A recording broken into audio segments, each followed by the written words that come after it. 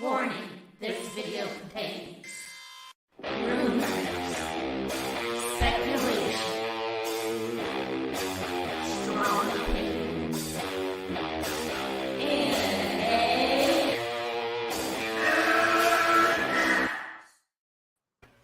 welcome everyone, Members Night. I did the short intro. 16 viewers. Remember to smash that like button. I'm sorry that what I was talking about was boring you. I just like to listen behind the scenes. People get in conversations. He does it all the time. And they're like mid conversation. I'm like live. It's okay. It's okay. I didn't mean to be boring. It's fun. No, it's not boring. It's just fun for me. It's fun for me because you're like. I'm just Brian's excited because I get to go do something with my family on my birthday on the 11th, and it's go-kart racing, and I haven't been to go-kart races in a long time. And Brian, you know how to do how they make the modified cars, the pro mods? Oh yeah. Well, these are go-karts. They're just little baby pro mods. They're crazy. Oh, what? Dude. They hit like 85 miles, 90 miles per hour. So Damn, I'll get some footage for everybody. All right, Max, I'm done. Sounds amazing. No. This is Members Jealous. Night. That sounds great. Congrats, Chris. That sounds like a good time. Take whatever joy you can in life and have some fun. And you guys are my joy. I loved seeing the celebration of Brian and his family this weekend. It was great, man. Cracking open a beer, looking at the sunset, enjoying your dad's place and his. You know, he had a garden and Roadhouse Blues, baby. Your aunt's right around the storm, baby. And I took a trip. I woke up this morning. It was good, man. It was a good time. He took a trip, Max. Yeah, that's great, man.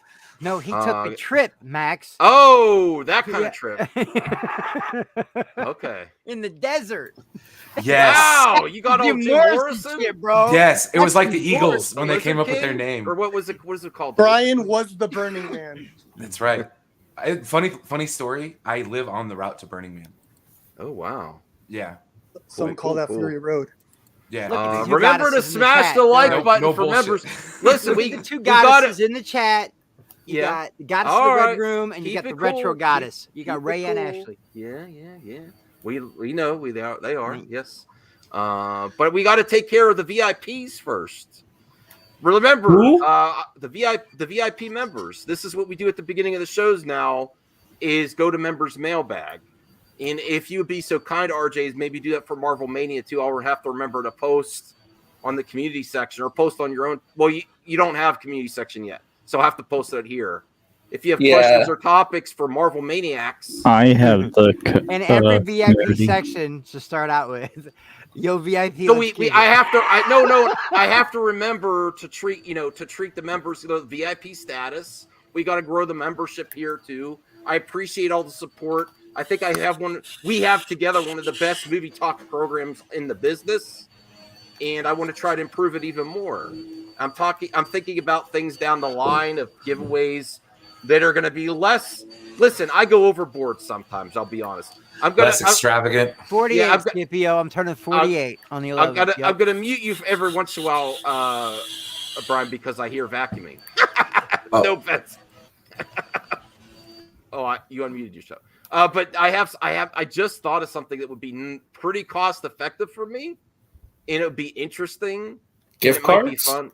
Well, you'll wait and see. I have lots of ideas. Another Nintendo? No. A PS5? Who won the Nintendo? It's like if an Amico name. It's like if I just to give you a hint. No, I can't even get a damn Amico.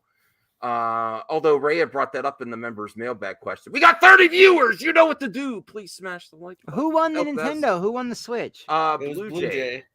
Nice. He has contacted me. I asked him to please be patient because I'm a broke madman and wait till next pay. And I want to make sure I ship it right.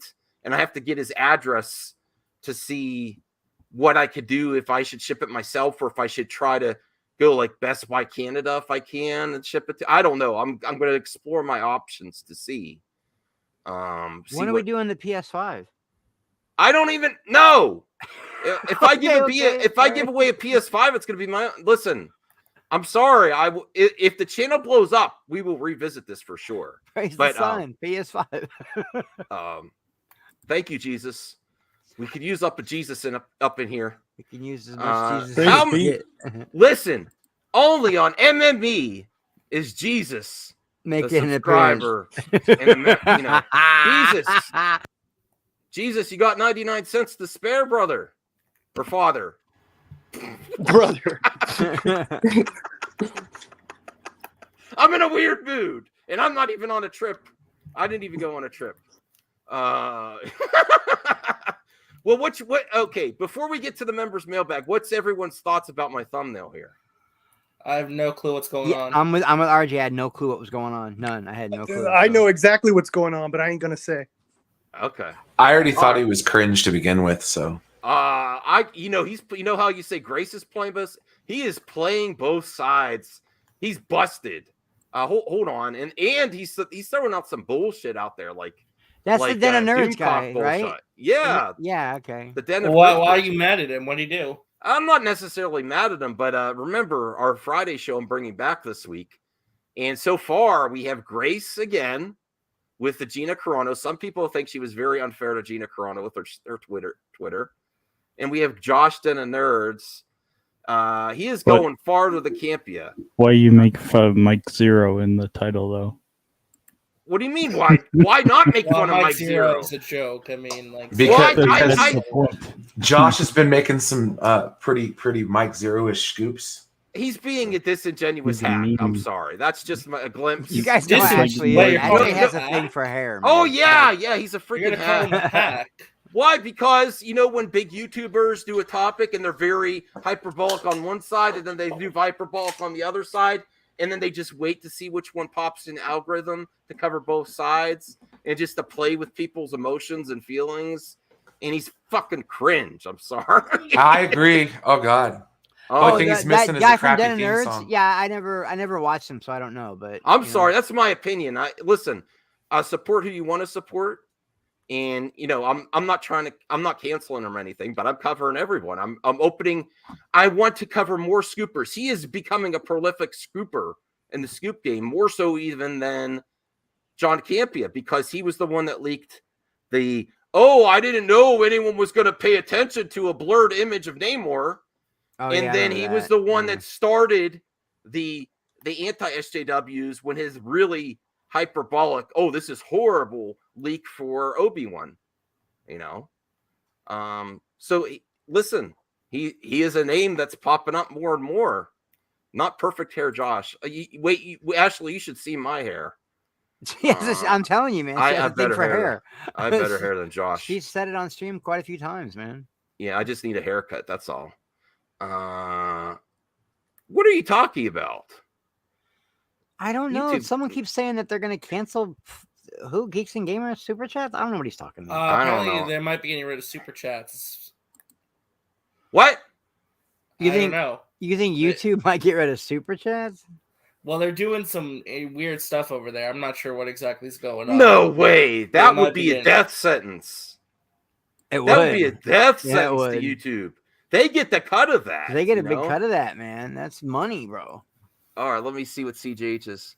It's zeroing time, Morbin time. Okay, thank you, CJH. All right, let's get to the members' mailbag first. There's some great questions here. I love this program. I honestly forget a lot, and I want to make sure to give the proper time at the beginning of each live stream if I can. If there's questions or comments, we had a lot come in today, so that's great.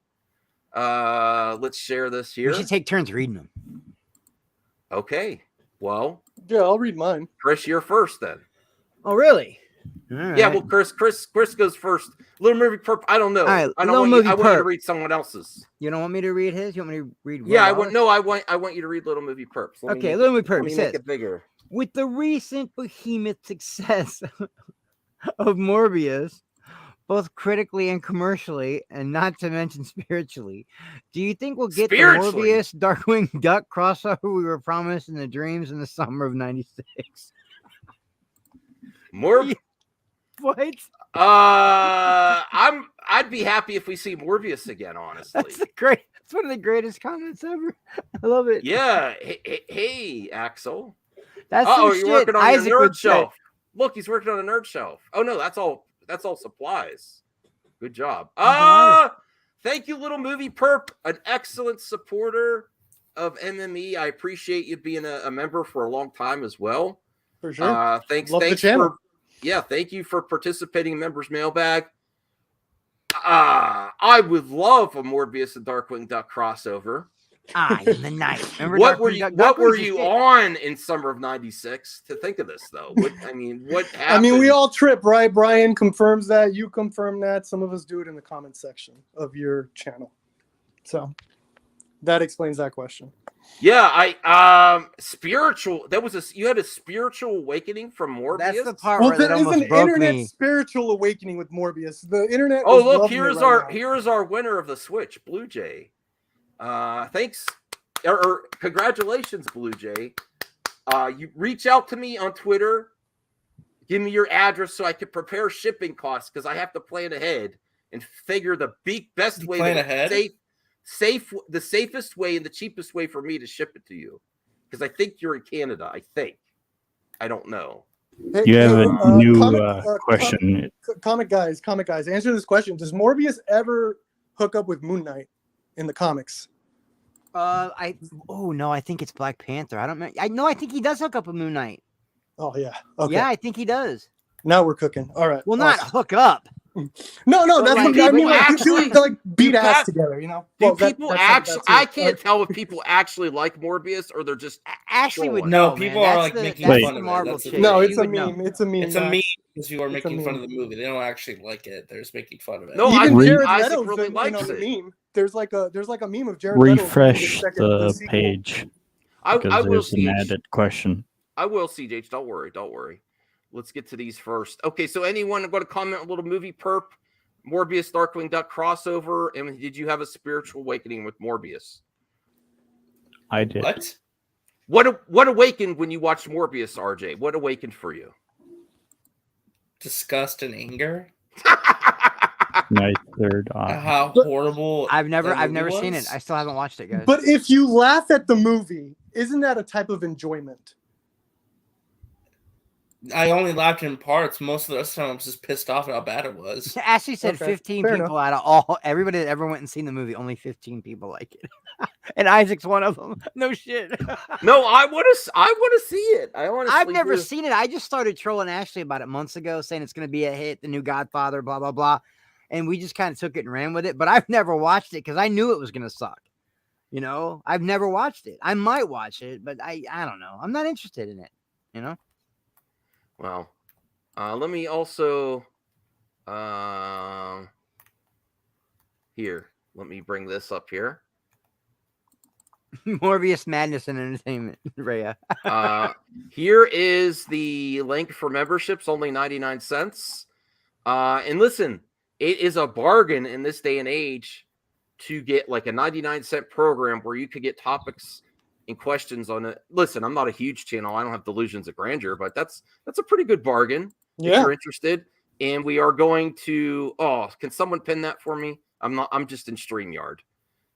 Someone want to pin that for me? We got to start promoting it as much as we can because we do a lot behind the scenes at MME here to keep the show rolling, to support each other. It's a great community, and I really appreciate all the love and support. But let's get to the next question here. Thank you again, Little Movie Perp. Will Wallace, this is an interesting question. Should we leave Legacy alone? And I want to go to Brian first because I like questions like this that really get Hold on. Can we for a second everybody stop and give Bradley a happy birthday? I think his birthday was yesterday. Bradley. Yeah, Bradley. I hope him and Austin, the gorgeous boys of the internet. They both just had birthdays recently. Both of them. But Bradley's was yesterday, I think. That's great, Bradley. Congrats. I'm very happy for you and Austin. Bread and Alien, remember? And don't forget about Chris. Remember to give Chris a happy birthday and check out his go-karting. Yeah, that'll be on the 11th. I'm going to stream that shit. Hell yeah. Yeah. I would love to go. I love go-karting. I really do. Anyone see that they're going to bring go-karting to Universal Studios? Well, no, it's not go-karting. It's Mario Kart. It's Nintendo World. Yes. Yeah, that's in Japan. They're bringing it to California and Florida eventually as well. I would love to make like a generic Mario Kart, adult like Mario Kart with go-karts where it's like like go-karting and just do a spoof, funny type stuff, like a knockoff Mario Kart. That would be amazing. like Damn. Cario, we can call him Cario. Yeah. If the Mario movie does well, there's a possibility we're going to get a Mario Kart movie, like a Fast and the Furious with Mario. I'm going to read this. I'm going to read this long one for That made me laugh. for Brian. Now, here's the question. Will Wallace, I appreciate the support. Will has also been a member a long time. And I have plans to help. I got to keep quiet. I talk too much sometimes. Should we leave legacy alone? With the toxicity of fandom and social media, should Disney leave our old toys on the shelves? Kenobi, Book of Boba, which have received so much backlash, and focus on newer characters. Mandalorian, Ahsoka, which have received praise. It feels to me like the bitterness of playing with toys we've had our whole lives only brings out the worst of the fandom, while the newer toys bring out far less childlike emotions. It begs the question. This is a great question, Will. It begs the question, would Moses have been attacked if she had been taken the same role as Reva in The Mandalorian? What do you think of that, Brian? That's a great question. But they attack the new characters now. They make fun of them. Well, thank you, Brian. Well, CJ, I love you. Sorry. I love you. We'll get to you. We'll get to you. Go ahead, Brian. Well, I think that no. I mean, yes and no. I don't want to be like, oh, well, they would have done it anyways, just because they always do. Every time, they have a strong female character, especially when you have a black female character, people tend to, on the internet tend to lose their minds. So, yeah, either way, I'm sure they would have found. Well, look at Star Trek. I think what they would have done. I think what they would have done. Characters, and no, because they would have said like they canceled Gina Carano so they could put somebody else in. You know what I mean? I could see that narrative being worked there. Man, so. Brian, you know me. I love the legacy stuff, especially the first 6 movies and the OG trilogy for sure. But there are so many different directions they can break off with Star Wars and make it different. They were just talking about Quinlan Vos. Oh yeah, you could do a story. You could do a whole story with him, a whole series that people would get into. They still haven't tapped into the Old Republic. There's all sorts of things they could do, and they could leave these legacy characters alone for a while. They could, but I think they use them for nostalgia. I think they do. The 3rd episode of Obi, it messed me up a little bit, man. It made me almost like go, whoa. But then I went back and watched it and I understood it. But on first viewing, I was like, well, yeah, man, why are they doing this? Why are they doing us like this, man? With these legacy characters, they're breaking lore, they're breaking canon. But then I thought, whatever, who cares? What lore did they break? What lore did they break? Just little things like her knowing that was him not knowing that Anakin was alive still and was Darth Vader, and her knowing who Anakin really was, and just little things that it kind of messes with the lore a little bit, man. It really does. It kind of cracks a little bit. It just does. Obi always knew. I mean, there's no way Obi's spent 10 years on this rock and not heard of Darth Vader. And if you go back and watch the Revenge of the Sith, I don't know. Have you ever gone off the grid before, man? To where you don't even pay attention to news? He's lived in a cave, literally in a cave, didn't he? Yeah. Well, I mean, he'd go to town and stuff, but for the most part, he lived in a cave. Yeah, it's like I know, but Owen or somebody would have told him. I just think he would have known. Well, we have to get. These are great conversations. People might not even know Anakin. We also have to people don't know Anakin is Vader. Most people do not know Anakin was Vader. That's what I mean. Like, how does she know? Because we have topics and we'll never get to them. So, if does anyone else, RJ, would you think? Axel's right. Obi-Wan needs to get Twitter. If he just gets Twitter, I find it kind of ironic because I think people forget that Ewan McGregor is playing a legacy character, and he wasn't the original thing, and everyone loves Ewan McGregor. It's almost like he was always there. He was from the original trilogy. That's how they're treating it. So the way I see it is, keep working on legacy characters. Some you're going to get wrong. Some you're going to get awesome. And we might get another Ewan McGregor. Where he's now the definitive Obi-Wan. And at least in my opinion, the way I see it is like when I think he is. He's my Obi. He's my Obi-Wan. I think of him. Far. I don't think of I love Alec Guinness. I do, but Ewan McGregor will always be my Obi-Wan. Always. Yeah. Oh God. What if Vader was a tweeter? He'd get canceled. All right. No, Rhea. Anyway, we're going to next talk question. We have a lot of questions, so we have to keep RJ. Yeah, I know. I honestly, like, what were you asking? Because I couldn't hear. Will Wallace's question: should we leave legacy alone with the toxicity of people I've complaining? been saying it's about damn time we started just moving beyond stuff from like the 80s and 90s. Like, I'm sorry, but like, if these franchises want to continue beyond this generation, that eventually, yeah, you do need to move on beyond legacy characters and start, making stuff and, showcasing characters that are like brand new. Hey, Top Gun Maverick just is calling. It is a legacy is movie. okay every once in a while, but like Star Wars has been stuck doing legacy for the past like 30 I years. agree. So it's about time. I'm a Star Wars simp, and I agree completely with RJ. Look, the nostalgia bait's been fun, the fan service has been fun, but there are a million different directions you can go. And I guarantee you, the only reason they are so nostalgia hungry right now is because the sequel trilogy didn't pan out. That's it. What about all the Legends characters that they threw away? But I think the problem. Have you guys have heard the? Have you guys Legends heard the sucked. Star Wars? Legends is overrated. Legends sucked. Have you guys heard that the Star Wars is limited theory? That's the problem with Star Wars, that it's more limited than people think, and the reason why people did not accept the prequels as much as they do now. But it seems more like people are nostalgic for the prequels. But when they came out, they were like dogged hard. Yeah, I remember. Super hard. I still have to power through the first one. I don't enjoy the first one. The only good part is Maul. That's it. It's the only part I like. Sure, but my point is, you can't. People felt that they strayed too far, like from the feelings of the first one. That's awesome. You need that dirt. You look at Seth. And I think the reaction Disney had was like, we need X-wings. You need an X-wing. You're gonna need this. Yeah, you need that's that. cool You need though. this. Hold on, can we see the Alice? But that's what I'm saying. So some people, like, it's a very difficult road to tread on, where you're saying move far away from this, but not too far. We still need to sort of recognize it as Star Wars. Well, and that's tricky. That's a trickier rope. I know DL came in to give a hot take, but before he lays it down, I want to see his room. That looks amazing. People need to grow up, but it requires people growing up and also the industry with treating them respect. If you're going to touch it, execute and give good writing and execution. That's all there is to it. But there's great opportunities here. I don't think they should leave it alone, but treat it with respect, and then people need to grow the F up. But now that I said that, let's get to DL. Look at this. Yeah. Nice job, DL. Your shit looks good, bro. Thank you. Very nice lights. I can change colors too. Look at it. Look at this shit. I can change colors. Oh shit! Sith Very and nice. Jedi. That's gonna Sith be nice and Jedi. for the ladies, yeah. If I have any ladies, but anyway.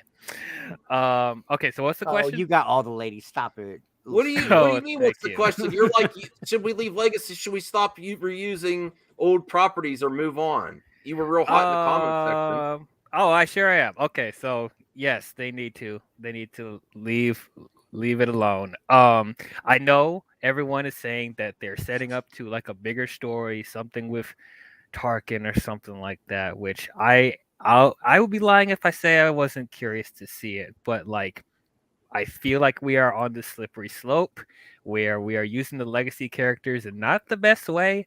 I'm liking Obi-Wan so far, but it feels like they are messing with canon quite a bit. So I just hope it doesn't get worse from here. Then this is the type of stuff I was worried about, like with them bringing back legacy characters like this. It was something I felt with Book of Boba Fett as well. So I'm like, I just feel like it is time for us to just tell new stories with new characters and get away from the timeline of the Skywalker saga. There's so much they can explore outside of the characters that we already know. We spent so much time with them already. I just feel like, I mean, they can let whatever story they're building up to, we can see that play out, I guess. But like, I'm excited for when they start telling stories after the Skywalker saga, which is, I think that's what Kathleen Kennedy was alluding to around Star Wars Celebration, that they're about to tell stories like after the Rise of Skywalker. That's what I'm interested in seeing. New stories, new characters. Nostalgia can only go so far, So, and this is the type of stuff we complain about with other franchises as well, not just Star Wars. When they're leaning too hard on nostalgia. What are you talking about? Who cares if the story is good?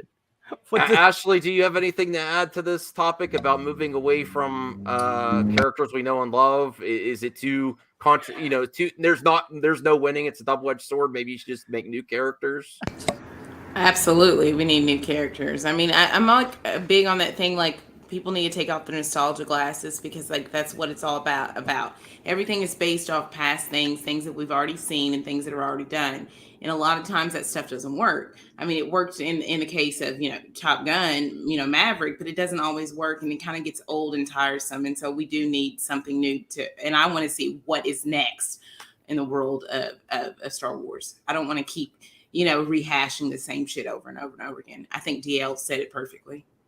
Okay.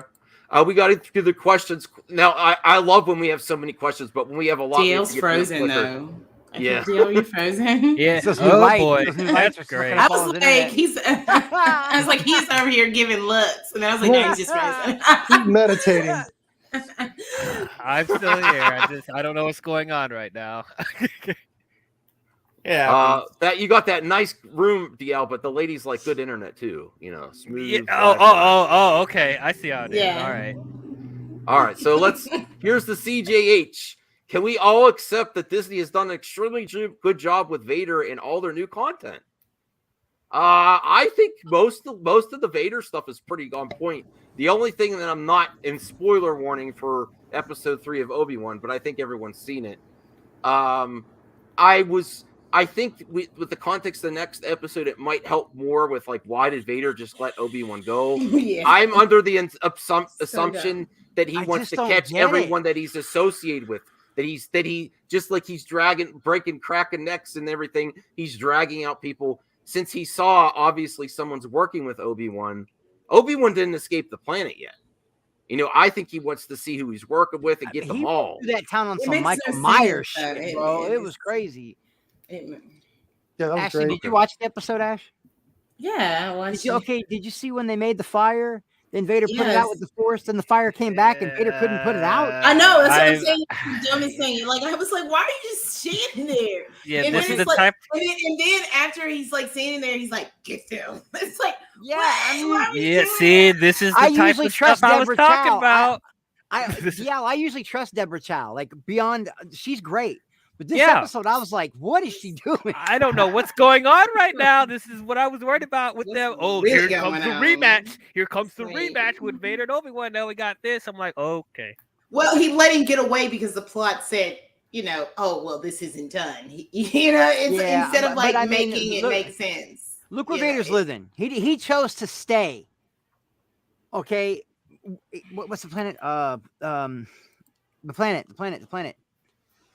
What does anyone else have Mustafar. anything? He chose to stay on Mustafar, where he got jacked up by Obi-Wan.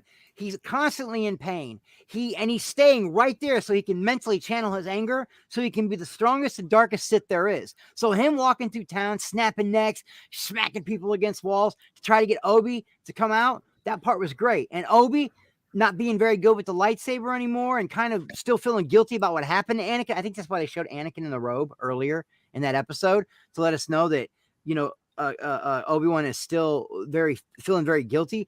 But that lightsaber duel was just so, Obi looked like it looked like Vader was toying with him, man. What? Axel? Yeah. What the heck? Oh, well. Wait, you're saying that as a positive, though, right? Absolutely as a positive. If I was Vader, that's exactly what I would do to Obi-Wan. Oh, Yeah. all right. I mean, Well- like you well, said let's- it we best. got- The man who he should be as far away from volcanoes as possible. The fact that he chose to make his lair in the volcano, the thing Just that to feed off completely that destroyed pain. him, Yep. is crazy psychological, like crazy stuff going on there. Well, RJ, what do you think about CGH's comment? Mostly Disney Star Wars Vader has been done pretty well. Do you agree with that comment? Yeah, I would agree with that for the most Are part. you yeah. sure about that, RJ? Yeah, I mean, like the thing is with the Vader stuff. I mean, I don't feel like they've ever done anything that was like detrimental to the character in any regard. Like, I feel like they've done a pretty good job, consistency wise, keeping him intimidating, keeping him scary as he should be. So Well, he was in Rebels and Rogue One, right? And then yes, yeah. Oh, That's don't forget Revenge of the Sith. No. Well, that was a Disney Star Wars though. Yeah, but that was Yeah. the only whack part, yeah. That was the only whack part. Was it Rebels started with Disney Star Wars? Wait, Yeah, what? no, I Technically, think yes. Rebels was. Technically, yeah. yes. Yes. Okay. All right. Does anyone else have a comment on CGH? We got to get through these members' mailbag. Axel, do you think Darth Vader has been doing pretty well under Disney? Are you happy with the output of Star Wars? Okay. Brian, I don't know about this. what do you think? Are you happy with how Vader's been portrayed under Disney Star Wars? I don't know what you guys are complaining about. Obi-Wan's a fucking masterpiece. So, yeah. I'm not complaining. I got a bad feeling about No, I just think you guys complain about everything. God damn it. Oh, I do not complain goodness. about Yes, everything. You do. Just catch me on a bad day. You just catch me on a bad day. Is every day a bad day? No, you guys pick topics that trigger me. Like, can you talk about something that makes me happy? No, I just think the context of the rest of the episodes, that's my angle. I think that Vader is toying with him. He is conflicted, and he doesn't just, now that he sees someone's helping Obi-Wan, he wants them all, is my opinion. Just like he was making a big chaos in the streets to drag out the Jedi. Feelings. He wanted to feel. So I think once he saw someone shoot over the hill and saw that droid help Obi-Wan, he wants to get those people too, you know. I really enjoy this show. There's just little things. It's just little nitpicks. Little things like the show. How did Riva get in front of Leia? How did Leia? I think they're going to explain that still. I don't. They're not going to. It's just going to be one of those things. It's just like I don't think so. How'd she get in front of her? Because Nobody else thought that. Am I the only one? Like, how did you get in front of Leia? You think it's going to be like the alien running into the branch? It's just going to leave it in like that and just like not explain it. And I mean, they didn't explain the Grand Inquisitor dying. We still He didn't die. We still don't know if he's dead or not. He's got 2 hearts, apparently. Damn it. You guys, okay, see, no, just stop. Stop. Well, Brian, Let we got to the let show people finish. Yeah. Well, we Okay, can. never We mind. can be Okay, critical. We can never be mind. critical of it before it ends. I mean, I don't think anyone's saying it's a dumpster fire. We just have little. No, I'm really enjoying it. I love this version of Obi. I just have criticisms. Yeah. That's all. I love this version of Obi, and I love this version of Vader. I love the story they're trying to tell. The CJH, $5. Appreciate the support, CJH. Can we get new franchises instead of new characters and old franchises? Where's Tron 3? Where's Tron 3? They could continue with Avatar, maybe other newer franchises. I would love Tron 3. Tron 3 is apparently on the back burner and probably got Again? canceled. It's not happening, yeah. Is it because of Morbius? That and Jared also- Leto? Yes. Jared Leto was supposed Partially, yes. Damn you, Morbin time. Cancel Tron 3. More I'm gonna make a video. Yeah. Wasn't the only reason, but it was one of them. All right, let's didn't the second one underperform anyway? Like yes, it did. Yeah, and Yeah. plus they're prioritizing other stuff at Disney right now. Yeah, and the first one straight up bombed. Yeah, like I could see them being. I hesitant. will get to your second question last, CGH. Okay, Chubby Teddy Monster Productions. Most dangerous villain in Star Trek. We're going to Brian, Master of Trek, first.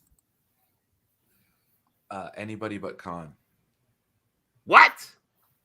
Oh, Most dangerous? Khan's not the most dangerous? Yeah, well, he's overused. This is the most dangerous. Who's the most dangerous to the crew, to the Star Trek Enterprise? Oh, obviously Khan, but I mean, it's got to be more. I mean, unfortunately, that's what sucks about Star Trek, and I do agree with Robert Meyer Burnett when he says that it doesn't have villains; it has, antagonists. Okay, it's different. I would think the Klingons. My take. My take is movie Picard, because that guy was a maniac when he's in the movie. True. The Borg. The Borg? Yeah. Anyone else have an interesting villain that they think is the most dangerous villain? Thank you, Chubby Teddy Monster Productions. The most dangerous villain. Who? The Borg, man. Well, no, I don't know. Species, Klingon? whatever. Species 8, 9, 7, 5. They're pretty badass too. But the Borg's obviously the Q. Shit, they're all badasses. Droga says the Porgs. Klingon? Okay. I think I would have to go with. I think I would have to go with the Q race. The Q race. Okay, They snap their fingers and change reality, man. Like they're no joke. It's true. Okay. I'm But gonna are be they real technically nerdy. villains, Brian? I wouldn't say they're villains. Yeah, they're not that's the villains thing. though, right? None They're of these are villains. We're describing like the Klingons, of course, yes, but they're not villains. They're antagonists. Yeah, then we're gonna have to. I'm gonna have to go with the Borg. The Borg, yeah. The Borg. Even then, the Borg antagonists. They're not. There's not one. I mean, maybe the Borg Queen, but when it comes to actual villain, I mean, Khan. yes, you He's could the only one I say can think of. General Chang from Star Trek 6. Oh Okay, yeah, yes, yeah, he was Klingon, but you know what I mean. yeah. Have you guys But played like the, even in Star Trek 4 and 5, there really wasn't a bad guy. Yes, we had in 5 we had Spock's brother, but it wasn't, you know. Have you guys Okay, played RJ and Ashley, what's the most dangerous villain Star Trek? I have no freaking clue. I know. I just started watching Star Trek I would say separately. the Borg, personally. Okay. All right, now we get to Senior Nerd, a controversial topic. Have you guys I will played say this right. um, I will read this because it's controversial. Over under 5 phobic jokes from Gary and his Miss Marvel review. No, I they're think all he's gonna going to be be xenophobic. immature. I think he's going to be immature. I know he dances around things. He's going to do. Well, it some in of a these way people that's were already calling the actress fat. So I mean, Oh, like, really? Yeah, like, That's- yeah. calling a young actress fat, really? That's So lame. it's just like it's why I'm just like I just don't care. You know, it's just like Hey, whatever. Rhea. Oh, now that Hi. Rhea's here, what's the most dangerous villain in Star Trek? Probably the Borg. Borg. Okay. All right. So thank you, Senior Nerd. I do think they're going to be juvenile, immature, and direct a lot of like, unfortunately, where we think we got away from high school humor. We're adults now, but they're going to send that direction towards the young actress for Miss Marvel, and that's sad. I hope they don't, but let's be real, it probably will happen. And then Rhea got on. Is this just a coincidence that you got here right when your question's ready to be asked? Complete coincidence. Oh, it's a complete coincidence. Thoughts on the potential Intellivision bankruptcy announcement? Man, do I have a hot take on this, Rhea? Yes. I do. They should have done this a year ago before they started lying to everyone. They should have filed bankruptcy before they sold boxes with games they knew they weren't ready to go in production, before they took that loan shark loan, when they knew they weren't going to go into production. This should have been done a year ago, and then I could get behind the restructuring and find a path forward.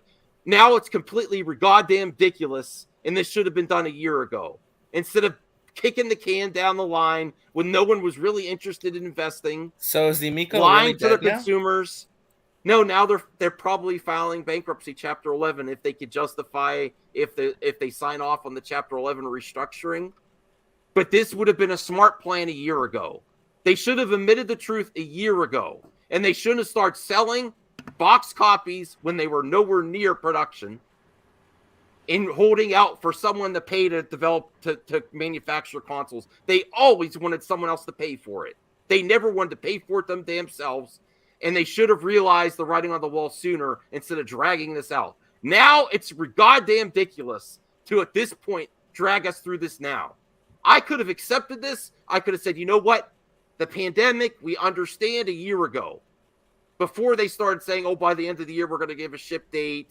And then they accepted Sadesh's loan, that crazy loan where 100 per console that put them out of profitability or even in any potential way someone would go invest in it. Before they did all that shit, they should have done this a year ago. And then I think that we could have accepted it and there would have been a path forward. Now, even if they get through restructuring, who's going to buy this shit except the hardcore?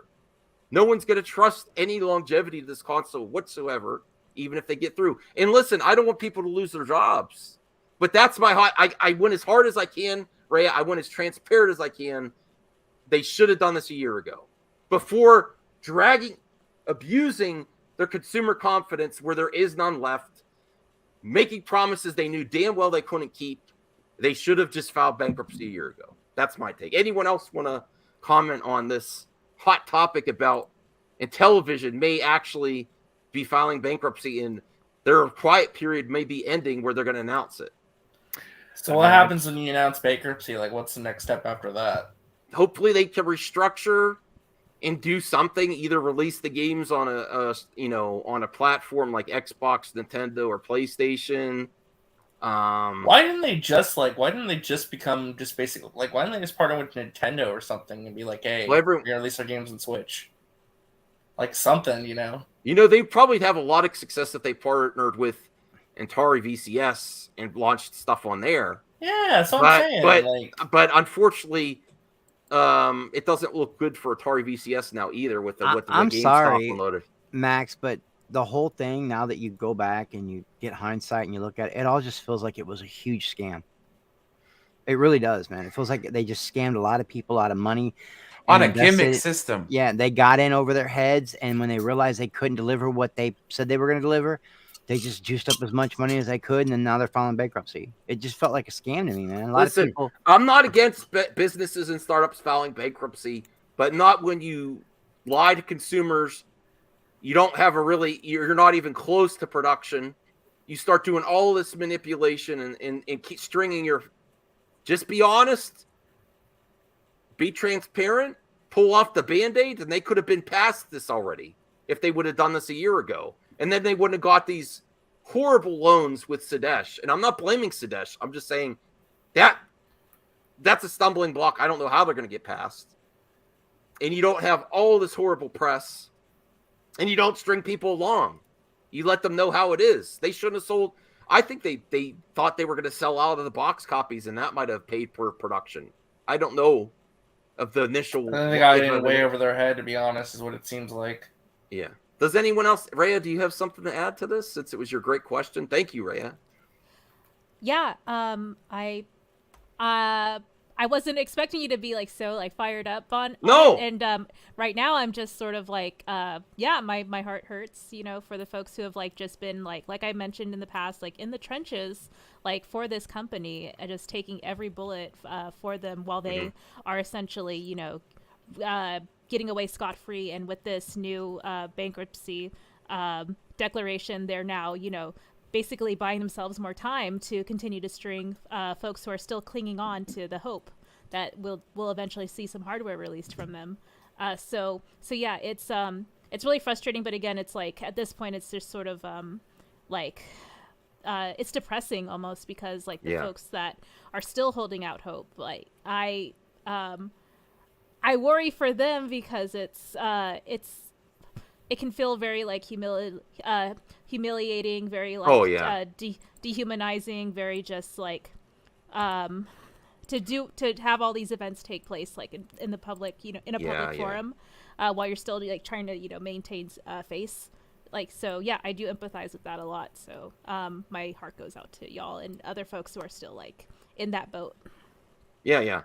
Do you agree that they should have done this a year ago? There was enough justification to do this instead of the shenanigans that went down at the end of last year with the selling the boxed editions, and we're going to give you an announcement by the end of the year, and in signing that loan, that there was enough there to justify probably bankruptcy then.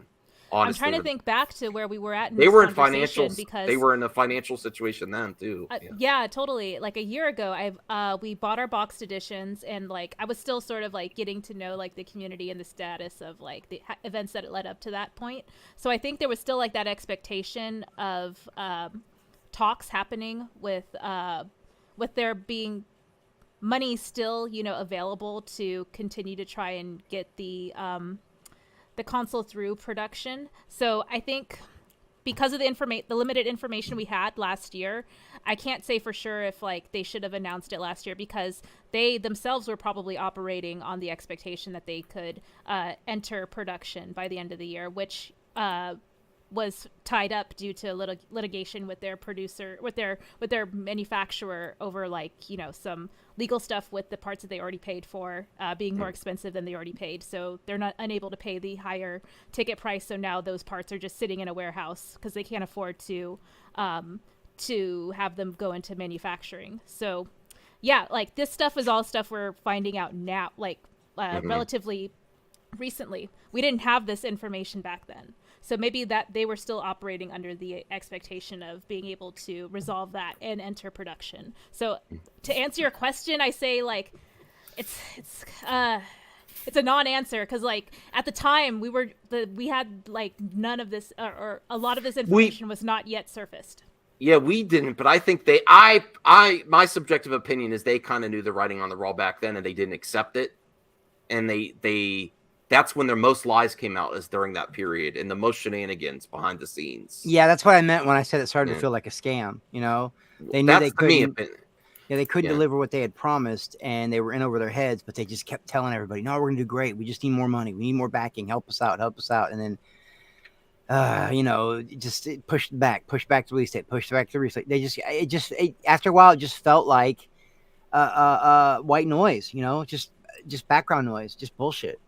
Brian and RJ, you've been following this a little bit. Have you anything to add before we move on to the? Oh, Axel had to leave, I think. Yeah, I'm sad for you guys. It is depressing. It is pretty sad. Oh yeah, I feel I'm bad not for even anybody sad who anymore. wanted it. I just want it to end, honestly. No, I know Rhea really wanted it though, and she had games and stuff. No, Rhea really wanted this console, man. So I feel bad for people that wanted it and didn't get it. Yeah, I think a part of the discourse last year was probably surfaced to potential investors, and that sort of was when it was at its most heated in the public forum, because that was like when we saw the company being the most vocal and most interactive with critics. And that was probably a period where they were trying to silence more folks because they were really like on edge about like getting agreements through the door with investors who were skeptical about what they were hearing on the streets. So I think that's what triggered like a lot of like the responses too, is like trying to silence criticism while trying to delegitimize the critics in favor of uplifting the concept that was being sold to a lot of people who did put money down. Okay, all right. Great comments. Let me see here, man. CJH, you're on this as much as your website. Who should play Bruce Banner's father in She-Hulk? Brian David Banner, not the 2003 version. Wow, I can tell you right now, I think it should be the guy from the old show. Is he still alive? No, Bill Bixby passed away a long time ago. Yeah. Well, well, maybe Lou. Why don't you get like super meta? Why don't you get either Edward Norton or Eric Bana? They will not do it. They won't do it. Just to be super meta. They will not do it. I like when they use. Anyone else have a cool answer for this question? Thank you, CJH. Didn't Ang Lee actually play the Hulk that they CGI'd the Hulk over the Ang Lee? Yep. The director. Yep. Oh, I didn't know that. So Ang Lee. So Ang Lee was going like this around set. That's really funny. Anyone else have a cool who should play the Bruce Banner's father in She-Hulk? I don't know. Who can I buy being Mark Ruffalo's father? Right? And Mark's kind of old himself. He's not very young. Exactly. Yeah. Oh shit, Nick Nolte. Nick Nolte. Yeah, there you go. I love it. What if they do bring back Lou Ferrigno? Yeah. Oh, that would be sick, right? Yeah. Or the other one I could think of, who's Charlie Sheen's father? What's his name? Martin Sheen. Martin Sheen, I could kind of see. I don't know. I don't know. I would love Lou Ferrigno making a cameo, though. I would really appreciate that. That would make you feel. Well, he already had a cameo in The Incredible Hulk. He played a security guard at the university. Yeah, that's true. From Scrubs, he'd be funny. Great question. Great question, CGH. I hope they actually show. Whoa, there's sharks and dinosaurs. Attack sharks and dinosaurs. Hulk Hogan. What? Shifty gives him Hulk Hogan? No, he can't act. No, he can't act. Tiberius is I forget things, Tiberius. I really do. So I forgot if he passed. I like the old Hulk series. I appreciate it, but I forgot. All right, Ashley does not love Morbius. This is fake news. All right, let's get to the rest, and then we'll get to the main topic, which everyone's curious about. Anthony Beltry. Who is going to win a fight? Kevin Feige, RJ, or Caden? RJ wins that fight easily. I would go Kevin Feige. Over RJ? RJ? A fight of what, though? What kind of fight? I don't know. Street fight. Street Mortal fighter. Kombat. A street fight? Like, why? Okay. A duel of wits. Duel of I wits. mean, I mean, you put me up against any kind of match, I feel like I'd probably win. Well, what if it was Marvel knowledge against Kevin Feige? Would you lose then? Good Oh, luck against with that. Kevin. Well, against Kevin Feige, yeah, obviously no. I got none on Kevin Feige. But what about a street brawl? Bar fight. After you've had a few. Oh boy. Nah, the fight went into stalemate because I would just get Kevin Feige to pay me. And you're to pay me, I'd be in a movie. Isaac says What? a tickle. Yeah, it wouldn't be a fight. It'd be me getting a deal to be in something. Make a tickle fight. I don't know. That's Well, it fine. is Hollywood. Tickle fight? What? I know Caden would lose because Caden giggles all the time. So he'd be like, isn't Caden the giggler? Why Yeah. does he make him sound like Scooby Doo? Yeah, Oh my. what was that, Max? He Can you hear does. it again? I don't know. Caden, What? Caden giggles. Yeah, why'd you give him a Scooby Doo Zoinks. Did you laugh? see him That move was his hands weird. and shit and get all weird with it? Yeah, like what the hell? I wish you I could don't have know. full I'm not screen for that. I don't know. Somebody I don't could know. have clipped it. Holy shit, CJ! What did you do here? Good lord. Dang, Damn, you like got a Tommy pair. Bell- You got a. This is a Tommy Tallarico post. I don't have You got all a day. novel We're not right reading here. all this. There's no way. Oh my! I don't know if I can read all this. CJ. There's Yeah, so that might many be a people manifesto. Be in. careful. Uh-oh. You know what Well- to do. All right, I'm going to read this fast as hell. To be fair, you have to have a very high IQ to understand Morbius. The conflict and character development is extremely subtle, and without it's a solid meme. grasp It's a of meme classic English post. dramatic Just clips, It is a Horrifying. manifesto. it's a meme post. Yeah, it's Most just of the a way meme in the post. scenario. Oh, are you posting memes in here? And by yes, I do have the The Morbius. question is at the No, end. that's too long. Uh, CJ. all What right, are you all doing? right, all right, That's all right. disruptive. My No, question is, what no. should the title of Morbius 2 be? And yes, I do have a Morbius tattoo, and no, you cannot see I it. just read you the It should be question. For the called Max. ladies' More eyes Morbius. only. And even What should then, the title you of have to Morbius 2 demonstrate be? with More my question Morbius. is, what should be the Morbius title? 2. It's Morbin time. Morebius. More Morbius. Morbia. Do it like 2. the Fanforstic More thing, but just put Morbius. two in Make it there. one word. Morbius. More Morbius. Morbius. Like Fanforstic. Or Morbius. Morbius more. Morbia 2. That's what it Morbius is. more. Okay, I think we got them all. Woo! Oh wait, Okay. god damn it, Isaac. Wait, what? Here we go, Isaac. Last question of the night. We got to move on. Don't say that I left another message here. We're almost an hour in, and we still don't even get to the main topic. Max, my question for you is, how are you? How are you doing today? I hope you and the panel are doing great and having a wonderful day. Well, thank you, Isaac. You know what would be better, Isaac? We miss you, bro. I know you've been busy making, with your channel. Go support Isaac Isaac Multiverse makes of Madness. great content. Yes, he does. So we miss you. Now, the main topic. Why am I angry? I'm not that angry. I want to cover more scoopers. Oh, boy. And Jade says, that much effort for a movie that was made with no effort. Morbius Sleepwalker. Morbius, Morbid Time. I like Okay. I like Morbius. I'm in. Morbia 2. Morbiverse. Okay. Let's see. Okay, how so like real Morbius talk. I know will I be. didn't like post this question, but like, can we like have an honest like discussion about Morbius? Like, it's not abysmal. It's just a mediocre film. So like, why are we like shitting on it so hard? I think I want to see it.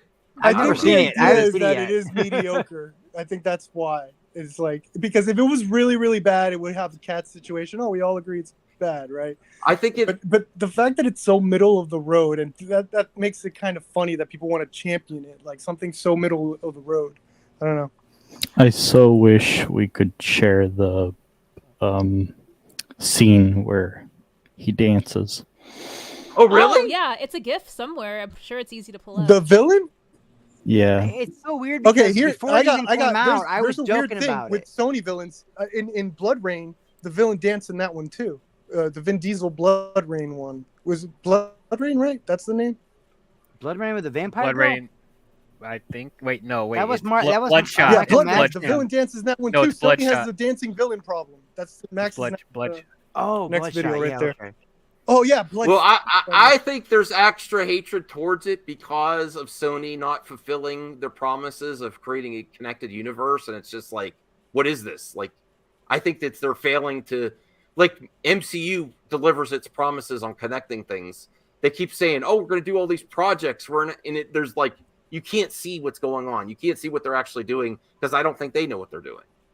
I Still. think it's the fact that we're just so spoiled with Marvel, not just Marvel, but just we had better quality superhero movies the past Thank you, few RJ. years. Thank And you, to just see Dial. That's something that's exactly. Yeah. seeing something that's very disjointed and rushed, like you could tell when you're watching the movie, it feels like they haven't learned from now. Like, why are they making the same stupid mistakes that they've done in the early 2000s? This feels like something from the early 2000s when they didn't know how to make superhero movies. Like they were still trying to figure it out.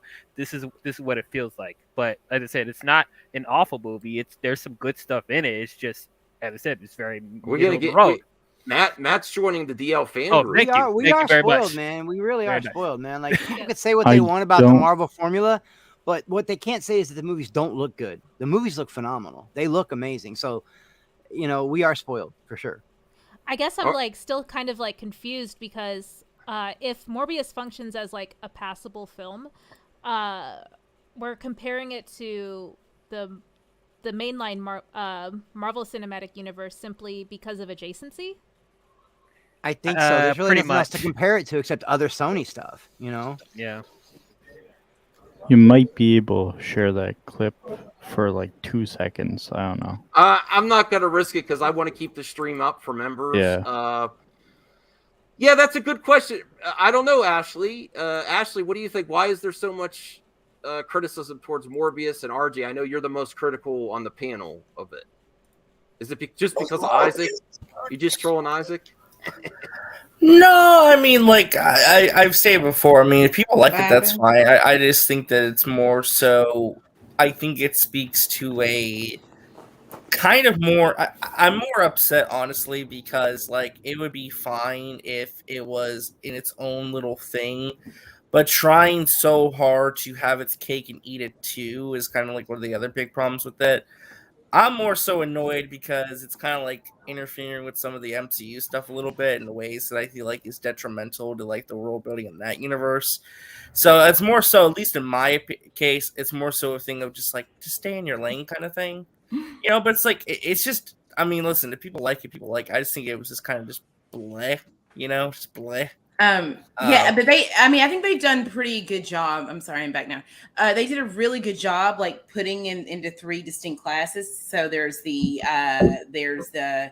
MCU version with Tom Holland. There's the animated universe. It still has, Marvel Studios involvement, and then there's the adjacent Sony Spider-Verse. So I think that they're trying to be to separate those three classes. Well, I mean, more so you don't get bogged down. Yeah. I mean, now, but especially now because they're trying to. But it makes absolutely no sense. But now, I think it was all in service just to get the symbiote into the MCU. That's what it was all about, essentially, really. And then to possibly use one of these Spider-Man that's in that film, outside, really Toby or Andrew. But I think that the classification moving forward will clear up a lot of that, moving forward. All right, cool. Now, I'm not hating on Josh. I'm just annoyed with. I get annoyed with. What? No, I'm joking. He's got great. He's got great. Get into it. He is your man. Yep, your man. Yeah, he's my man. He's going full Mike Zero. He's posting inconsistent. Like he's the one. He's actually become very prominent with the leaks and everything lately. He's becoming up on the radar. It's just a pet peeve of mine, the disingenuous stuff. I didn't know people were going to pay attention to a blurred Namor. And then he started the anti-SJWs with the leak of Obi-Wan going extremely hyperbolic. This is garbage. And then look at the thumbnail down at the bottom. Now, I didn't watch this because I don't want to get spoiled. So I don't know the whole context there. But we do have a new video that we could watch where he's implying that Kathy Kennedy doesn't like Kevin Feige. And that's on the level of Doomcock to me. But that's before I watch it. But honestly, the Star Wars, look, that he has the glowing eyes for Obi-Wan. This is horrible. Why this is horrible. And then a few days later, this new leak sounds amazing. I get annoyed with big YouTubers when they play both sides like that. And they just manipulate people's emotions, get them all worked up.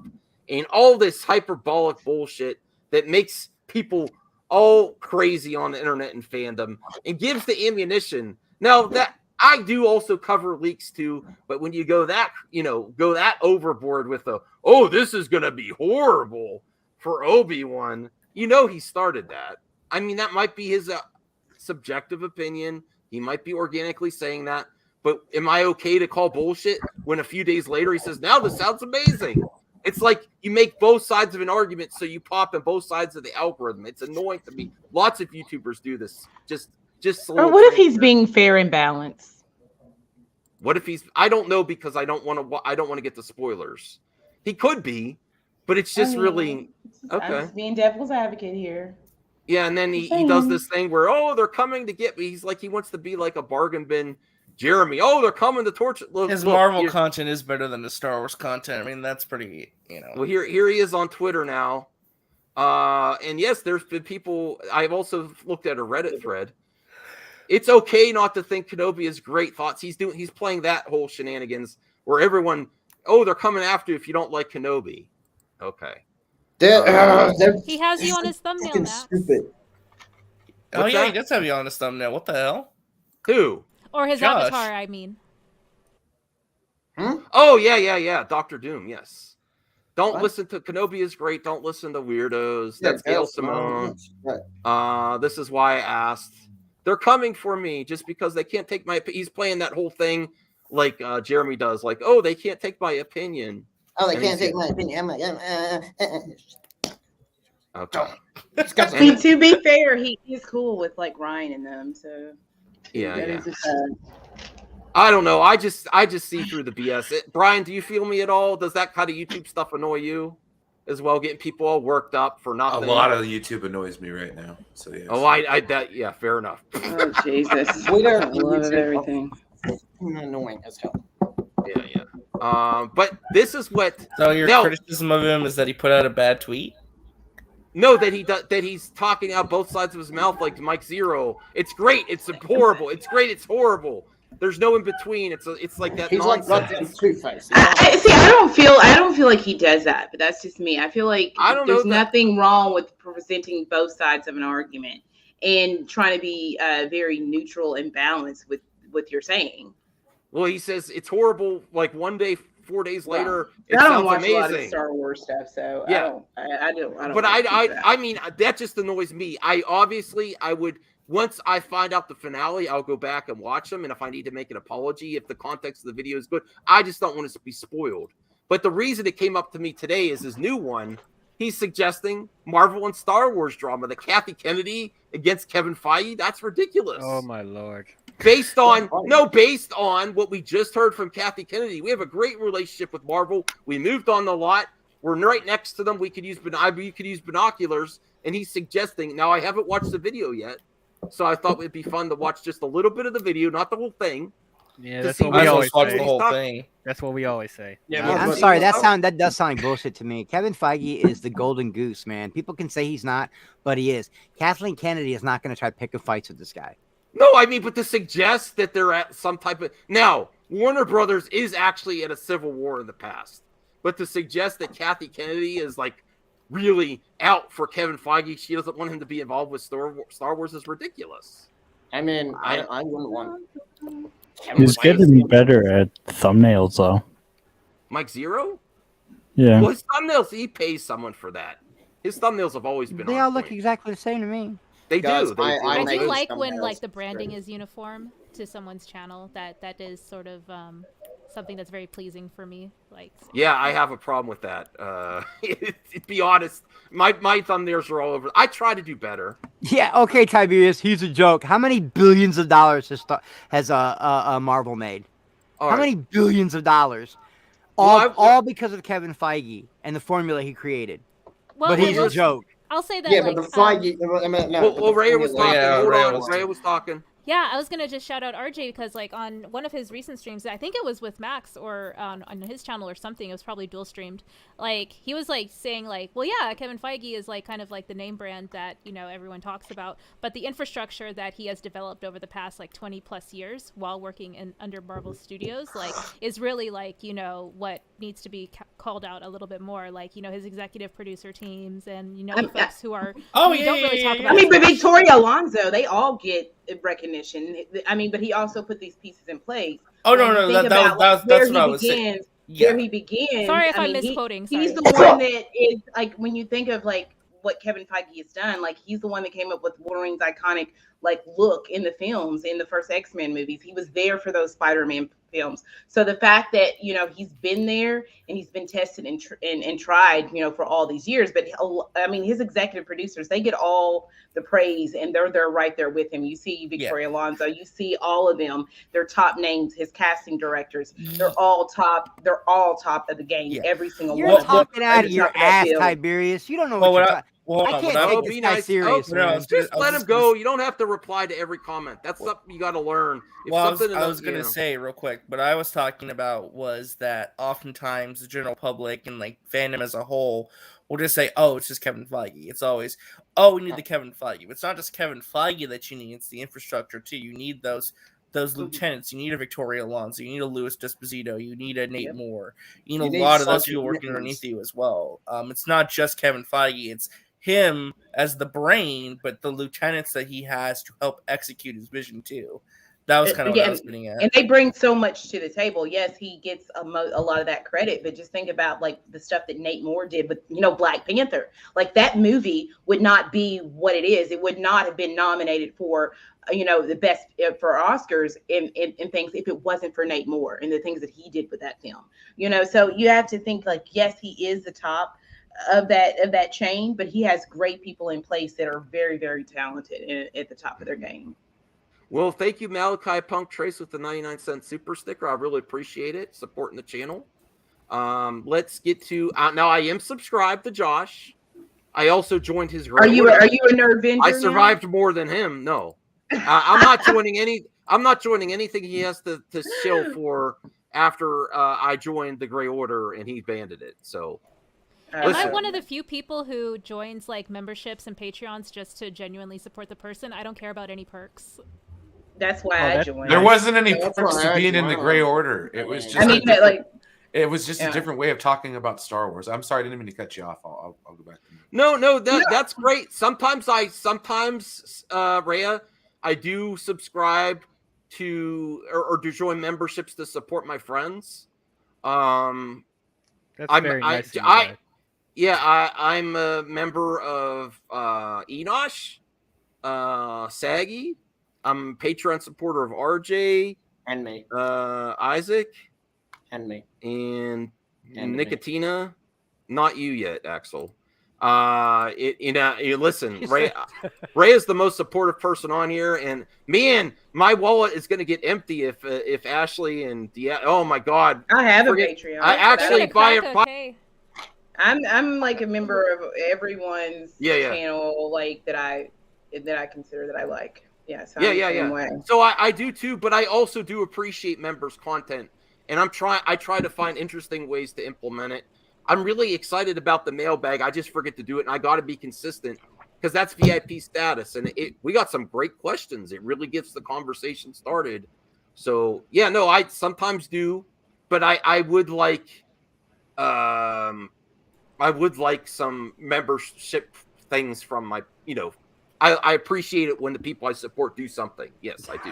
I mean, I like the badges and like, the emojis. I like that, but I'm pretty easy to please. So yeah, that's about it. Yeah. That's all I need. Well, listen, when Rhea launches her membership or Patreon, woo, we're gonna. Oh boy. And listen, Ashley, we got a appreciation stream coming up for Ashley. Yeah. She is rolling. Yay. She's got almost 600. Almost subs. 600. I literally have money set back. I literally have money set back for when she gets monetized. Yeah.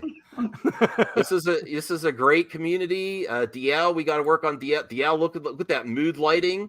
Come on. He's trying to be like me. Look, that red light. Look. DL's got to be like this for Macho Madness. Hey, don't worry. I can change it. I can change Bradley. No, I love it. No, I like the red. I can change mine too. I like the red. You like the red? You go back. Keep it. Yes. Yeah, you got Matt Jarbo to swoon. He's like, Ashley, you would not look right in any other color now. It's got to be red. If you it's the color, red room. Yeah. Well, we got a paying customer. It's always sunny. $5. Hey guys, Hey, what can I read? Sorry. Hey, did you guys hear Namor will be Mayan in Wakanda forever? Yes, and I'm open to it. Yes, that is from Josh's Leaks. Den of Leaks? No, I don't know. It was more than just Josh's leaks. He wasn't actually. No, I know. The first one to do that. Okay. Yeah, that wasn't. Yeah. So let's get to this video to see what he's talking about. This video, before I even watched it. Yes, I could have watched it before. Maybe he's just doing clickbait, but it says why Kathy Kennedy might block Feige's movie, and I'm like, come on. Listen, before I even watch the video, I'm immediately calling bullshit, but I'm willing to be proven wrong once I see the context of the video.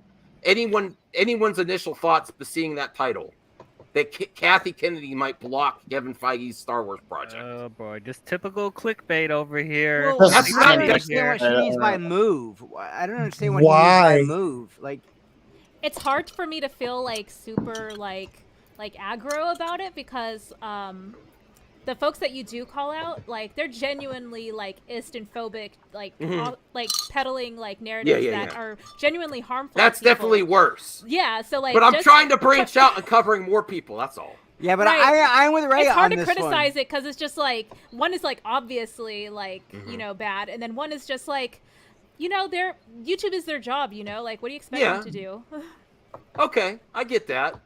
I just think it's on another level, potentially like Doomcock and Mike Zero type level of Kathy Kennedy against Kevin Feige wants to stop his Star Wars projects. I'm like, really? I Is love that Will plausible? Wallace's comment. That's how I feel, Will. That's exactly how I feel about it. Let me just spitball here and see how much shit I can make up. Fair enough. I'm a hypocrite. Thank you, Tiberius. I'm a hypocrite. Yes. Yeah, you could all. But anyone else? RJ, what are your comments there before you watch? Well, you watched it. Do you think the title is overboard? Like blocking Kevin Feige? It's good clickbait, but I do think that it's not exact. I mean, it's reflective of the video and the claims he's making, so I can't really criticize it too much because it is what he's talking about. So, all right. Anyone else comment before we watch the video, and then we'll get to other topics. Okay, let's watch it. I'll give him a thumbs up. I didn't rate it yet. I'm waiting to rate on the you know how he presents the video. So my initial thoughts are, oh, this is BS, but I didn't see it yet. So let's watch. What's up, everybody? It's Josh coming at you from Nerdvengers Tower. I want to talk about Star Wars, Marvel, Kathleen Kennedy, and Kevin Feige. I want to talk about why I'm currently frustrated with Lucasfilm and what they are doing over there with Star Wars. And I just want to kind of go through why it's baffling to me that Star Wars isn't getting more help from Kevin Feige. I want to talk about this weird rumor I heard about Kathleen Kennedy not wanting Feige to help or interfere, and why I'm so triggered by that. But, you know, part of the impetus for doing this video really had to do with Star Wars Celebration, okay? Star Wars Celebration 2022 just happened last weekend at the time of recording this video, and I was really hyped up. Just to say, if it were all possible, I would love to hang out with all of you guys at Star Wars. So I would love to go to Star Wars Celebration one time. That'd be amazing. Yeah, that'd be great. That'd be awesome. Yes. What are you gonna dress up as? I would do probably my Mandalorian with my leather jacket, like my Mad Max jacket. I don't know, or Doctor Doom. You know, I've been to 2 of them, but I've never dressed up. I don't, you know. Darth Maul. There are no chubby superheroes, so I don't dress up. You know, that's the way I'll dress as Darth Maul because he's short. I am one. I just dress up as myself. Don't forget about Thor and Endgame, bro. I could do chubby Thor, definitely. I could maybe do Porkins, although Porkins a little bigger than me, but I could maybe pull off Porkins. Anyone else? Yeah, what would you like to cosplay as if you went to Star Wars Celebration? I was trying to say Darth Maul because, you know. I could do Darth Maul. I have a Darth Maul. Whoa! Come on, guys. That's DL's. Come on now. That's my shit. Hey, we're both the same height, so we're good. Yeah, I can maybe do Jabba. Jabba's a little too big for me, though, Krypton. Wait, be the Techno Union. Axel, who would you like to be as Star Who Wars? would I like to be? Actually, I'd be Boba Fett, probably. That's a good question. Maybe Anakin. Okay, that's cool. I can see that. Rhea, do you have Ashley- any thoughts to your mind of like you would call it the cosplay for Star Wars? Ahsoka? Oh, that would be interesting. Trying to think. Yeah, that would probably be possible, and then I could commission a headpiece. Yeah. Ooh, that would be cool. really cool. Or those, Anyone how about anyone those else three want to witches share? that made Maul? How about those three witches that made? Palpatine. Oh yeah. That could be Rhea, Ashley, and Asagi. No, I don't dress. dress. I'm dressed up. I just go as places as myself. Oh, okay. I Me probably too. want to be Boba Fett. I also do. Wow, way to usually kill the myself. vibe, Ashley. Jeez. I'm Wait, just saying, Max, I don't you said you like. wear your That's mask not me. outside. Like I don't like. I have like. I mean, I have a Black Widow suit, but that's don't wear it. Like Could you do? Could you do a mashup of Black Widow as a Jedi? Black Widow Okay. Mara Jade mashup? Ooh. Yeah. Black Widow Ahsoka mashup. That'd be dope. It would be just like your thumbnail. Yeah. Brian, anyone else want to sure. share? And then before we get to the rest of the video, anyone else? Boba Fett. Actually, I changed my mind. Don't have to shave my Boba head. Fett. Max Rebo. That would be Brian cool. Kylo Ren. I love you, Brian. Max Rebo, dog. Oh, Ryan. I love Brian. That's awesome. Revan. Okay, cool. I'll go with Porkins. You know, screw Alright. it. I'll do Porkins. Revan and Reva. All right, sounds- let's see what else Josh has to say.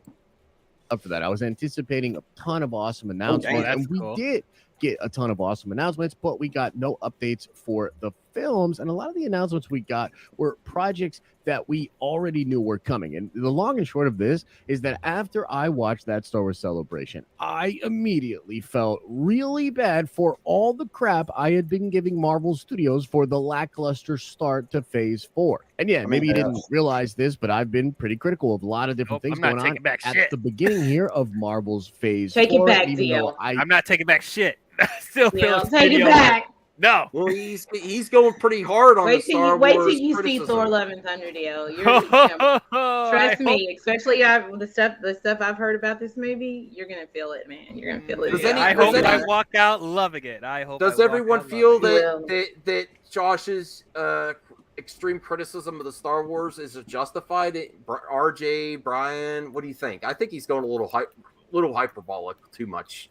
I don't know if it's organic. Well, a lot of people. Well, I understand the criticism though from some people though, because I do think that they are missing out a little bit. Because where are the movies? Where are the movies? Oh yeah, I want movies too. I mean, But the that is content, here. but with the content we're getting though, also, I think it's Yeah, I think we it's are above like average. Star Wars I just don't fans think are it's like excellent. the Star Wars fans are the most luckiest people ever. Yet we complain so much about small things.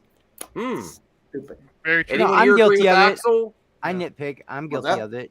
Yeah, I'm guilty of it. But I'm very happy as a Star Wars fan right now. I'll admit that we're getting a lot of stuff that you know, unless you're nitpicking, it's pretty hard to complain about, man. I love everything they've put out so far. Everything. Go Okay. ahead, Max. It's your show. Well, I'm gonna be. Listen, it's my subjective opinion that I think he's playing it up. I don't think he organically thinks it's that bad. I think he's just playing it up for views. My opinion. No, My and I think opinion. it's bad for these scoopers. They dig and dig I and don't- dig and dig to I find think- all I this think- info, Max, right? Yeah. Then he's going to complain and say, but we all knew this stuff was coming already. We didn't get I anything didn't know all new. this stuff Well, was you coming dug it out. all up. That's your fault that you I dug mean, it all up. hey, you could all call bullshit on me. That's my subjective opinion that he's going overboard for click reasons. And I think the worst I mean, it is subjective, but I think the worst you could say is it's maybe average. What Star Wars we're getting, it's not dumpster fire like it's so horrible. No, there's some issues here and there, but overall, it's kind of exciting what we're getting.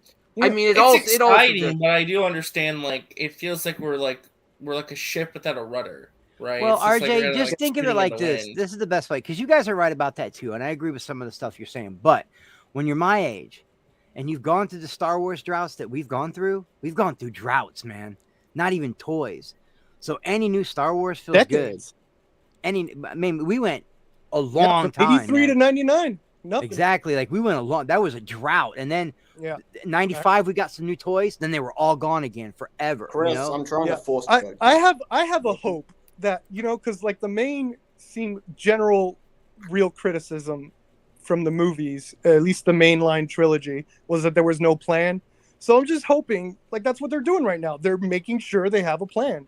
that takes some time. So yeah, I'm a little bummed we're not going to get that. I'm a little bummed we're not That's getting what the I'm Patty looking Jenkins for, movie. yeah. But How whatever. is it destruction? I feel like it's just to It's me. hyperbolic. It's the internet. It's Exactly, just- that's what I was gonna say. You know, like I'm a it's like casual Star disease. Wars Nothing fan. could be average. Everything has to be the best thing ever. Yeah, like seriously, like we're not gonna get remakes of these like anytime soon. So might as well just suck it up while we still have it. Do you guys remember when we waited almost 5 years in between sequels of Star Wars, and nobody complained about it? Well, let's only watch a minute. Let's only watch a minute or two more of this to see what else points he has. Go ahead. Yeah, no, Max, like you cannot just watch another minute of this. You're barely even scratching the surface of the video. Like you're not really? even like you're like barely even in it 15 whatsoever. minutes. Oh god, all right.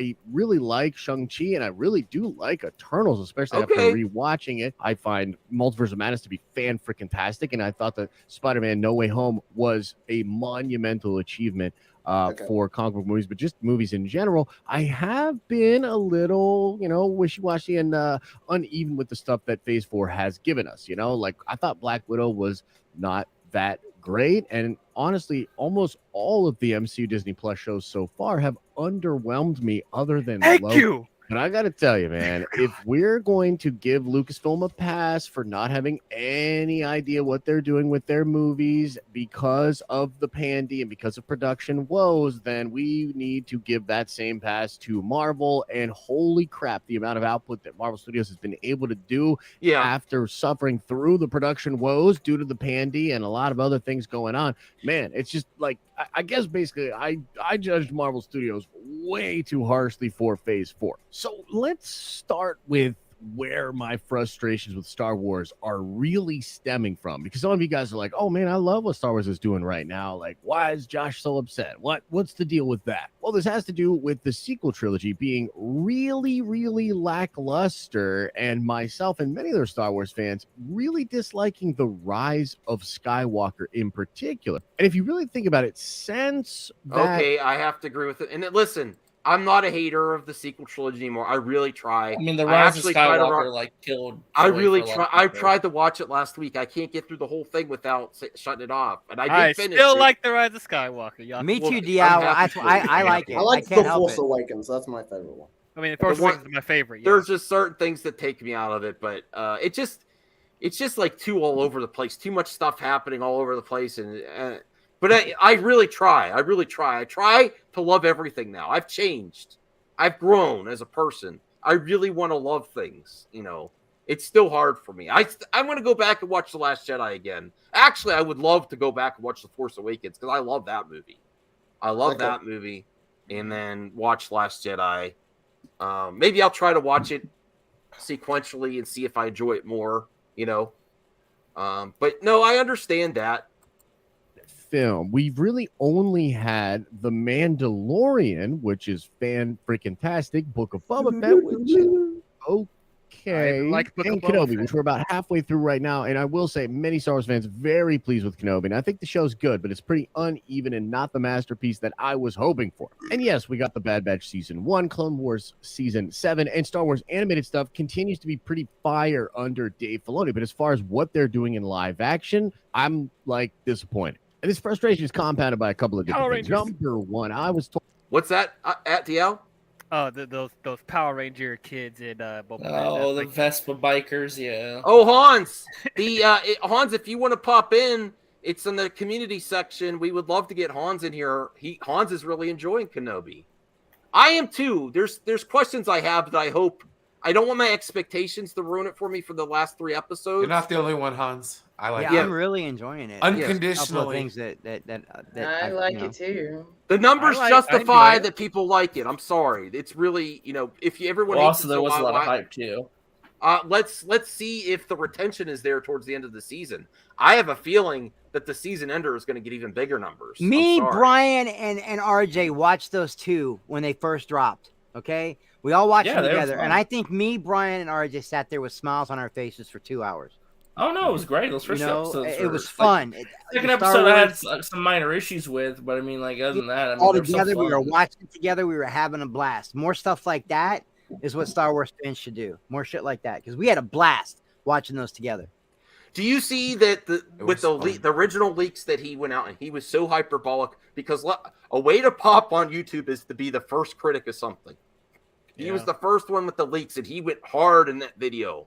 And I didn't watch it yet because I don't want to be spoiled. But he went real hard and it set the tone for everyone else. Oh, it's funny though. Do you think he set the tone for people in the fandom to be too overly harsh on Obi-Wan because of his leak? He was the one who made the first big video, so yes, some of the blame has to go his way a little bit. Yes. He set the tone. He set the tone for people. It's fair. Listen, I'm so sick of people on the internet saying, "See, I was right. It sucks." It is so easy to say something's gonna suck.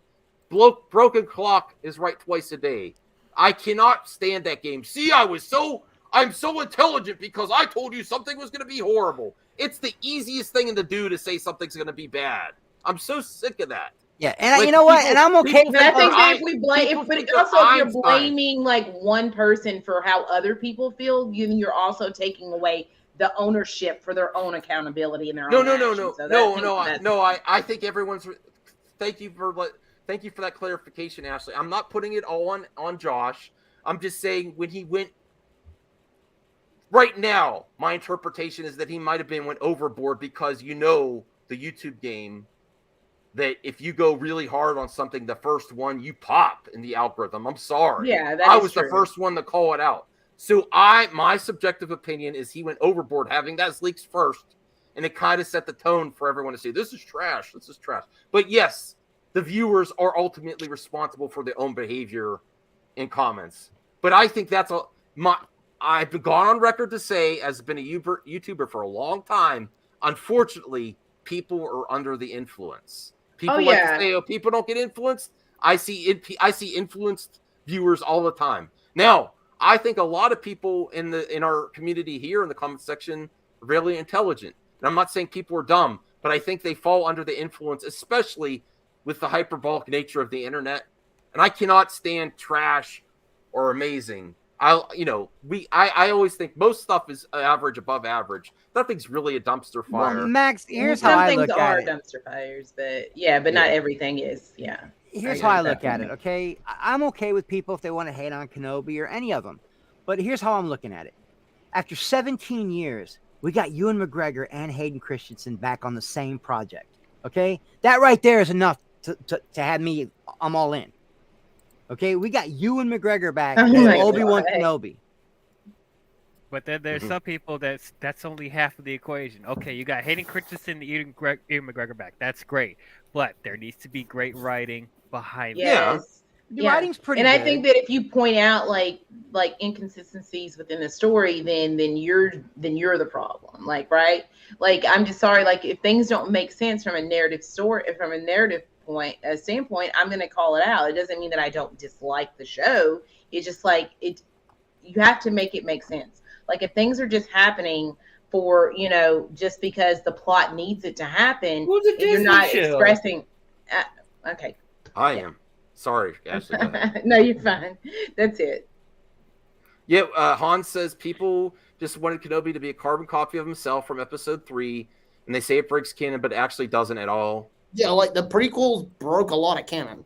So, yeah, the prequels broke canon as well. So it's nothing new. And the Clone Wars broke even more canon. Broke canon. They gave Anakin a Padawan. Giving Anakin like. Hey, listen. Yeah. Did they break canon a little bit in introducing Ahsoka? Yeah, but I don't care because Ahsoka's a great character. Yeah, and now she's a fan favorite with her own show, and everybody's in love with some of it's for the fun of it. Rosario plays her, To be fair, though, Ahsoka was created by George Lucas. So, I mean, I'm not going to argue with the man himself. He wants to give Anakin a Padawan. Well, there goes. It's George Lucas. Well, there's a lot of things I could disagree with. Yeah, I'm with Zeno. I really am. I'm with Zeno on this one, man. I have my little nitpick, but that doesn't mean I don't love Star Wars. You guys know I always say I'll take Star Wars any way I can get it. Mm-hmm. All right, well, let's finish this up. I can't watch the whole thing, RJ. I want to get. Can you at least get to the Kathleen Kennedy? Yeah, because they haven't gone to the scoop yet. Can we please stop pausing? Please. Yeah, let's let the video play. Because that's where the narrative is being created. One at a time. Because that's where the narrative is being created. Like I got a feeling, sort of, and this is pure speculation.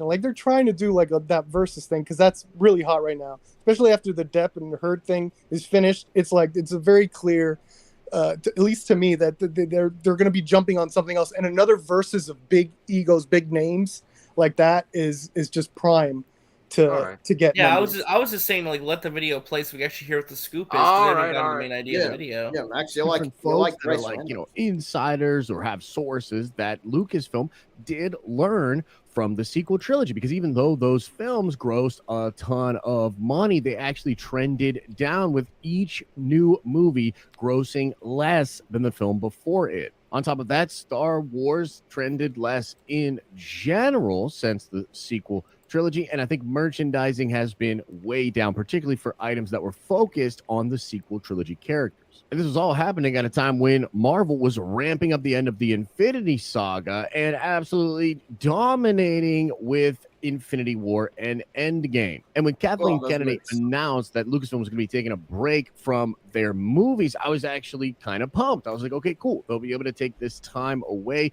They'll be able to learn their lessons. And again, that's what I was hearing from people as well, right? This is around 2019 where they're like, I'm hearing Lucasfilm is going to create, more connective tissue. They're going to do something like the Star Wars version of the Empire. Okay, actually, I'm starting to agree with Josh. I thought the break that they were going to start to get on track with the movies as well. But the shows, yes, but the movies, not so much yet. So I kind of agree with him now. Darn it. I think that they've been taking their time, like in a way to get the plan together. I think that it's not. How much longer can you because now Rogue Squadron with Patty Jenkins, that movie may not even be happening. So what the hell's going on? I mean, the Taika's film is the film that we're getting. I mean, they basically told us, Well, what is Taika's movie? We don't know. What it is, It's probably just going to be some stupid ass. Oh, Axel, come on. Be a lover, not a hater. Maybe he's probably pre-production. He's writing the script. We don't know. I have a hot Star take. Wars. I just One at a time. this in my brain. One at a time. Sorry, go ahead, Rhea. My hot take is I'm wondering if they are just planning on focusing more resources on if they want to actually generate money from Star Wars, assuming the streaming platform stuff is good, but it's not making a whole lot of money. Then maybe I'm thinking they're focusing more on the theme park attractions and the merch, because maybe that is probably where the profit is for this for them to focus on for Star Wars. Because I'm not sure how it works with the streaming platform stuff, because the reoccurring revenue can probably take a long time to actually become profitable for subscriptions, and we don't know when or if we're gonna get new movies in the near future. So I think that's probably where they're looking to get the payout for this IP, in my opinion. That's true. I do know. They made I also covered the sequel trilogy merch was not as successful as the past, but some of these shows merch has been really popping from what I've heard. And I used to cover toys. You don't know that about me. Some of you might not know. I used to cover the toy industry. I know. Breaking news. Yeah. Look at Matt. Matt just words things so good. Any sort of powers want to send a link to Matt to get his, he's not a member, but he's a friend of the channel. I will dip out if Maddie wants to come in. Just say the word. I'll dip out. Well, I got you, Chris. You can stay. I'm going to dip out. To get his opinion, a friend of the show, and we need Matt Jarbo to make Hollywood After Dark. Don't go anywhere, Matt. I know you've been. His stream last night was so good. I'm so sorry I missed it. I watched the whole thing today. It's so good. He had me laughing, dude. So if anyone wants to send him a link, feel free to. We're about an hour and 30. No, but we want to get your opinion on the topic too.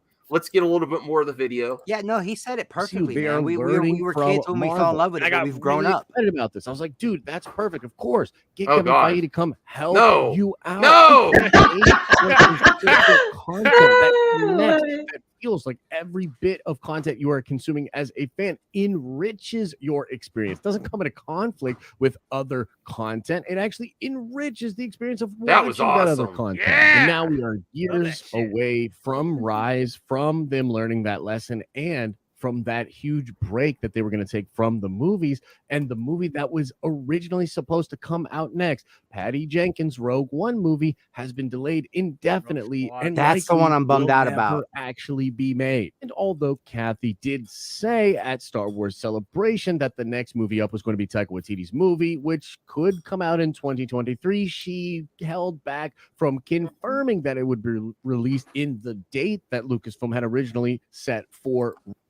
I dropped you a link, Matt. Oh, that's CJH. Okay. All right, hold on. Yeah, that's the one I'm bummed out about. I Rogue really wanted the Squadron. Rogue Squadron movie. Yeah. And I don't think it's crazy to have serious doubts that that film would be ready for next year. So that's kind of why I'm disappointed. But now let's talk about Kevin Feige, because look, there are a lot of people. No, dear God. Oh my God. Frustrated when I Yes, say things more like, of man, it. That's he's the way No, to say Feige, it. no, not doing his Reed. best, and I would Yes. love for him to be helping out with Oh my Star goodness, Wars. please And I'm no. really anticipating his Star Wars movie to be absolutely epic. This Because is people will nightmare come at me fuel. with this, like, hey man, Phase 4 is super weak. Kevin Feige's not as good as you think. Like, look what's happening to the MCU. It's completely falling apart. And again, I've done videos about this specifically. Like, look up the most recent Marvel video where I'm talking about if Phase 4 I've seen him sucks do or this not. I too. think it's a really Yeah, I hate well that thought out. video. This is the other reason I wanted. This is why it's a long time coming, Josh. Yeah, We the know what- we MCU know is what you're not aiming falling for. apart. What? Not yet. No. He said this video here. When I watched this video, he was talking about the lackluster films, the direction not being clear.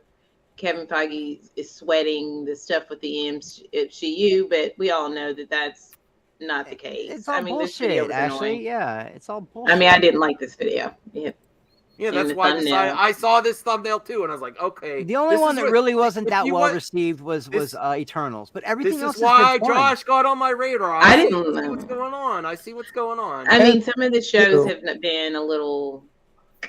Playing both sides Sucked. for the. Man, Oh yeah, I mean, like I didn't like Damn. Hawkeye. I've said I didn't like Hawkeye. I didn't like Moon Knight. You know, Oh, really. I loved Hawkeye. I loved Hawkeye, man. I Yeah, did. I Hawkeye- watched it like four Hawkeye times. Garbage. has been a- All right, one at a time. One at a I time. didn't see Hawkeye. I Hawkeye thought is Moon Knight garbage. was amazing. No. I didn't Hawkeye's read the garbage. manga. Ashley, what? I love it. I know it's kind of campy, but it's just such a No. great story.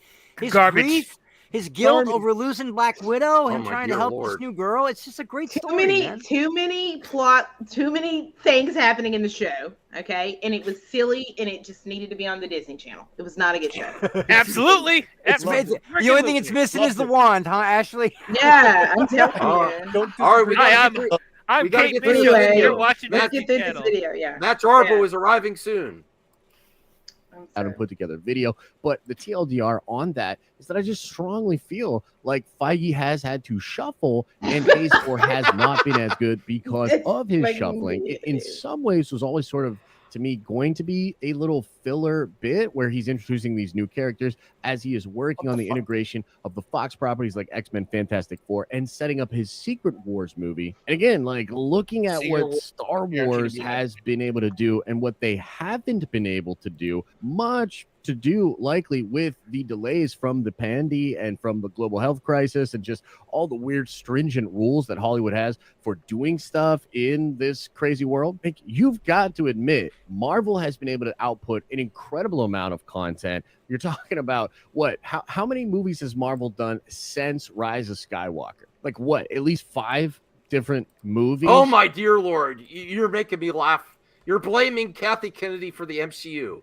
She's not even What? involved with Marvel. MCU is the perfect Yeah. name. This guy's a troll. This guy's a troll. Yeah, This you- guy's you a were- troll. Okay, this yeah, guy, yeah, he's a yeah. fucking idiot. That's the one you Yeah. told me not to answer, Max. I know. I'm laughing. I know. I've been looking at the This comments guy's and a been idiot. trying not to respond. No, to it. Tiberius Yeah. Grax Don't get- Chassa, whatever the fuck your name is. Okay, Axel, calm down. Wow. F-bombs. Oh, I wasn't gonna be mean to him. I just don't agree No. with him. I'm not gonna No, be no, mean to him. I get a laugh at people that, hey, if he really thinks that, the MCU is a perfect name for what Kathy Kennedy. Okay. Can This I is just fun. comment on what he just said about how many Star Wars films that came out in a short period of time? That is the problem. You should not be worried about quantity. You need to worry about Okay. quality. That I is agree the with problem. that. You guys forget we waited almost 3 to 4 years in between the prequels, and people were gosh. fine. You guys are spoiled. We are spoiled at this point. Oh, like shit. you guys can I- wait a couple more years for another You're messing movie me up if with they it. do it right. You know, take. Oh no, I your didn't time. highlight that. I got it. I highlight this. God Did he damn just it. highlight the corn? I meant Yeah. to do. And you highlight the cord while I'm trying to say I something did not important. mean to do it. I That did sounded not. big. Believe me. Now we're demonetized. Damn it. Oh god. Overpriced. Screw you, corn. Hold on. We only have 42 likes. Come on. There's 84 people watching. Come on. Let's see how. All right. WandaVision was my favorite out of everything they've put out so far, but after it would be Hawkeye. I Yeah. love Hawkeye, man. Nope. WandaVision is it. I mean, I thought it was above average, not great. That's All right.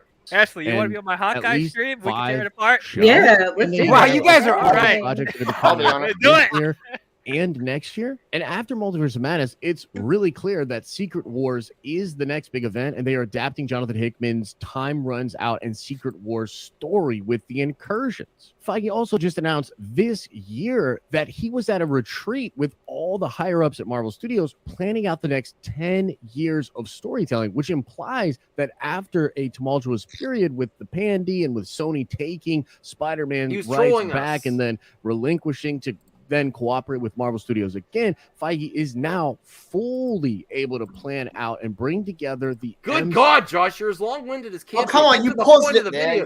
No, I know, but You how paused it there on purpose, Mag. No, You I paused it. actually I did not. But now I'm that about I to realized what I did, I'm like, okay. That ass. Any comments? That Yeah, ass. Yeah, that's what Max Look is. at He them. did that. That was I- intentional. I You put actually it did on the not mean to booty, do. trying to get to I her actually- and that booty. I actually Yeah. did not need to do that. I was actually thinking about how goddamn long-winded Josh, and I was like, "Come on, get to the freaking point." It's 10 minutes in, and you didn't talk about why Kathy Kennedy is blocking Kevin Feige. Man, that- Oh well, And the Patrick, booty, I didn't know we you were. did, but the fact that you kept it on the booty next though. 10 years of storytelling. Like- It's unprecedented. It's ridiculous. I anticipate it to be absolutely amazing. That's why I think a lot of the people that come after Marvel right now are frankly haters that either never liked the Marvel formula or Haters. have been disliking certain elements of what Feige is doing and frustrated that he's so damn successful. Like, there are a lot of people. the Holy crap, Jarbo Matt's has on camera. entered Yeah, the bro. building. What's going on? On right camera. What? What the hell? Yeah, Matt. Oh shit! What? I was literally just shooting a TikTok, so I was like, it's already on. I'll just jump on He's there. being fake humble, guys. Don't fall for that shit. I like it when Matt gets on camera and like this. Yeah, man, represent movie talk. We need you. We need Hollywood After Dark. You're not going anywhere. I'm going to drag your ass. I mean, back to YouTube. I will be out of town for a little bit No, here I'm pretty soon, but Oh no, I'm looking forward to that. Though I need a break. no, but I like it when you're on camera. Sometimes I like the lighting in the back. You look yeah. real fresh. The problem though is that StreamYard sometimes has trouble with cameras, so it's like I might have to Yeah. dip out if it starts really dwindling and sucking down my data. So that could happen. But otherwise, yeah, I'm just I was just thought to come on and offer my 2 cents. I don't even really know what's happening right now, to be fair. Oh, but- well, here I kind of criticized someone is besides the usual suspects about how Josh started the leaks about how it's going to be horrible, and then four days later he's like, oh, the new leaks sound amazing, and now his current title is Marvel and Star Wars drama that Kathleen Kennedy is blocking Kevin Feige from That's making a exactly movie. what I did, Matt. That's exactly what I did. Like, what? This is what who's here is ready for Matt's hot take on this. What is Josh doing? Before we even get to the context, what the hell is this? He's playing both sides. All right, so for those of you guys who don't know, Josh from Den of Nerds is very much a manipulative individual. And I don't mean that in the most horrible of ways. Like, Josh likes this book called The 48 Points of Power, or Laws of Power, or whatever. And more or less, every time he comes up, I like to reference this because it is very much an idea, that is all about manipulation and keeping people feeling like they need to give you something. And as soon as they don't provide value to you, you chuck them to the side. I'll give you a prime example of this is Like when I first met Josh is when he was doing like the Gray Order thing, right? We had a conversation. I explained to him my history. He told me he's also controversial because he voted Trump. I thought, okay, whatever, you know. And then, I don't but think we you shared that publicly. I I never signed an NDA, Watch so out. I never signed an NDA. And plus, then again, the audience that he's curating here probably also has a thing for Trump. So, but it is what it is. But then we kind of broke up conversation. That wasn't until I exposed Mecha Random for wanting to sue me, and that whole thing blew up. And then he's in my DMs again, like, hey man, like, yeah, like, because at that point I had some positive attention on my way, right? So he came back around trying to like get in with me for something, and it was so weird. It was so, the word I want to use here is obvious. You know what I mean? Like, so I don't think Josh is a bad guy, but Josh's game is very transparent. You know, he went after the Fandom Menace until they brought him around. Yeah. You know, he once Star Wars Theory got in with them. I will reveal something behind the scenes. It's not like super damning of Josh, but when we were with the Gray Order and I was with my other friend that was with the Gray Order that was heading it up, when I was starting to talk with you, he really did not want to have anything to do with you because you're controversial at the time, until he saw me and my friend have you on and it went well. And he's like, oh, okay, that Matt Jarbo thing actually went well. And then he started talking to you. I'm just saying. I love that. No, but I'm just, that's the truth. All right, in honor of you might think I'm a liar, but he did not. He was. No, look, man, look, 4 years. Remember when me and Lunga had you on, and then he was after that. He's like, "Oh, that actually was, but he wasn't interested in collaborating with you." In honor of Matt, Max, in honor of Matt doing the face cam thing, I will show you all my James Bond villain look. Are you ready? This is my new look. This is literally how I walk around every day now. Oh wow! All right, Chris. The long hair and the full beard. Hey. Wow. This is my James Bond look, guys. Grow it a little bit longer. You can join Friday night. Tights. Nah, for him to go to Friday Night Tights, we need to get him a bottle of starch. I'm hating the beard though. I really am. I'm hating it. Everybody keeps saying to keep it. I am hating this beard, man. I trimmed mine down. I couldn't stand a longer beard. Man, I trimmed out to a goatee. No, you know what? I grew a beard once. It's really annoying at first, and then after you shave it and grow it back a few more times, you lose it. Oh no, I got one of these. Between a year and a half ago. That's 18 months ago. That's me. 18 months ago. That's me now. I don't know, Rhea, Ashley. What do you think of Matt Jarbo on screen? Look at this. Nice. Nice. Oh, yeah. They've seen me before. It's not nice. Yeah. Nice. That's okay. They haven't been that good. Trying to copy my light swag. I see. No, I mean I like the red light. Yeah, the red light look for DL is good, man. There you guys go. It's all aesthetic, right? You guys are red. I'm blue. Clearly, you're Sith. I'm Jedi. Let's be fair. Hey, let's go. And I'm backed by the Justice League and the Avengers. Oh yeah, someone gave me this. That's amazing. Check it out. Little Krennic bobblehead. That was pretty cool. Oh, sweet. Yeah, So have you guys ever seen the Obi-Wan lamp that I made? It's a lamp. No. I made it. You made a lamp? Cool. Let me see. And then we got to get back to the video. That was just our. Damn it. Let me see. I have a. Oh, that's really cool. It got moved. I don't know where it's at, but I still want to see Chris. I still want to see like your portfolio of your tattoo artwork. Oh, I got the folder right here beside me. I've been putting it together, and I'm going to put it on Instagram. Are you really going to potentially give one to Brian in the future? You're talking about that. No, I've already. It's sitting right here. It's already in a box. It's already boxed up. I just got to get his PO box. No. I mean, no. I think you said the tattoo. Oh, anybody who wants one, man. If you guys show up, I got you. I'm not kidding. Anybody. Okay. Yeah, anybody. I don't have any tattoos. I'm scared. I'm gonna get my sister to do my first hate tattoo. it. I mean, people can't come in and be like, "Hey, man, I want to get sleeved out." That shit takes months. What about Matt? Matt, are you going to get a tattoo? Matt needs a teardrop. Oh, really? Well, okay. So I have one tattoo that I got when I was 15. Ooh, and it was a homemade tattoo gun, and my friends were doing it, and I never took care of it, so it just scabbed up, and like fell off, right? So I was gonna get my initials because I was 15. I'm like, where can I get my initials that my parents won't see, right? So I couldn't like do it on my arm or nothing. So I got it on my upper left thigh, and I'm a fat dude, and fat coagulates in my mid region a lot in my family, so it's just nothing but fatty tissue on the thigh, right? So it's like this homemade tattoo gun is literally just like a mechanical pencil. And so it's just giving me this tattoo. I got through the M, and the M was enough to just be, that was it. Like, this is too painful. And but because of the way it healed terribly, it scabbed up and fell off. It looks like somebody just jammed me in the leg repeatedly with a sharpened pencil in order to make it look like an M. That's what I've got. Wow. I've had that now for 25 years. And even my girlfriend's like, this is not a tattoo. I'm like, no, it is. It's just not a good one. Let's be fair on this one. It's not a good tattoo. The only other tattoo I want to get is I want to get two. When my kids are, I want to say when they're each 5, when they can say it, I want to record them saying, I love you. And then I want to get the audio wavelength tattooed on my arm, one on each arm.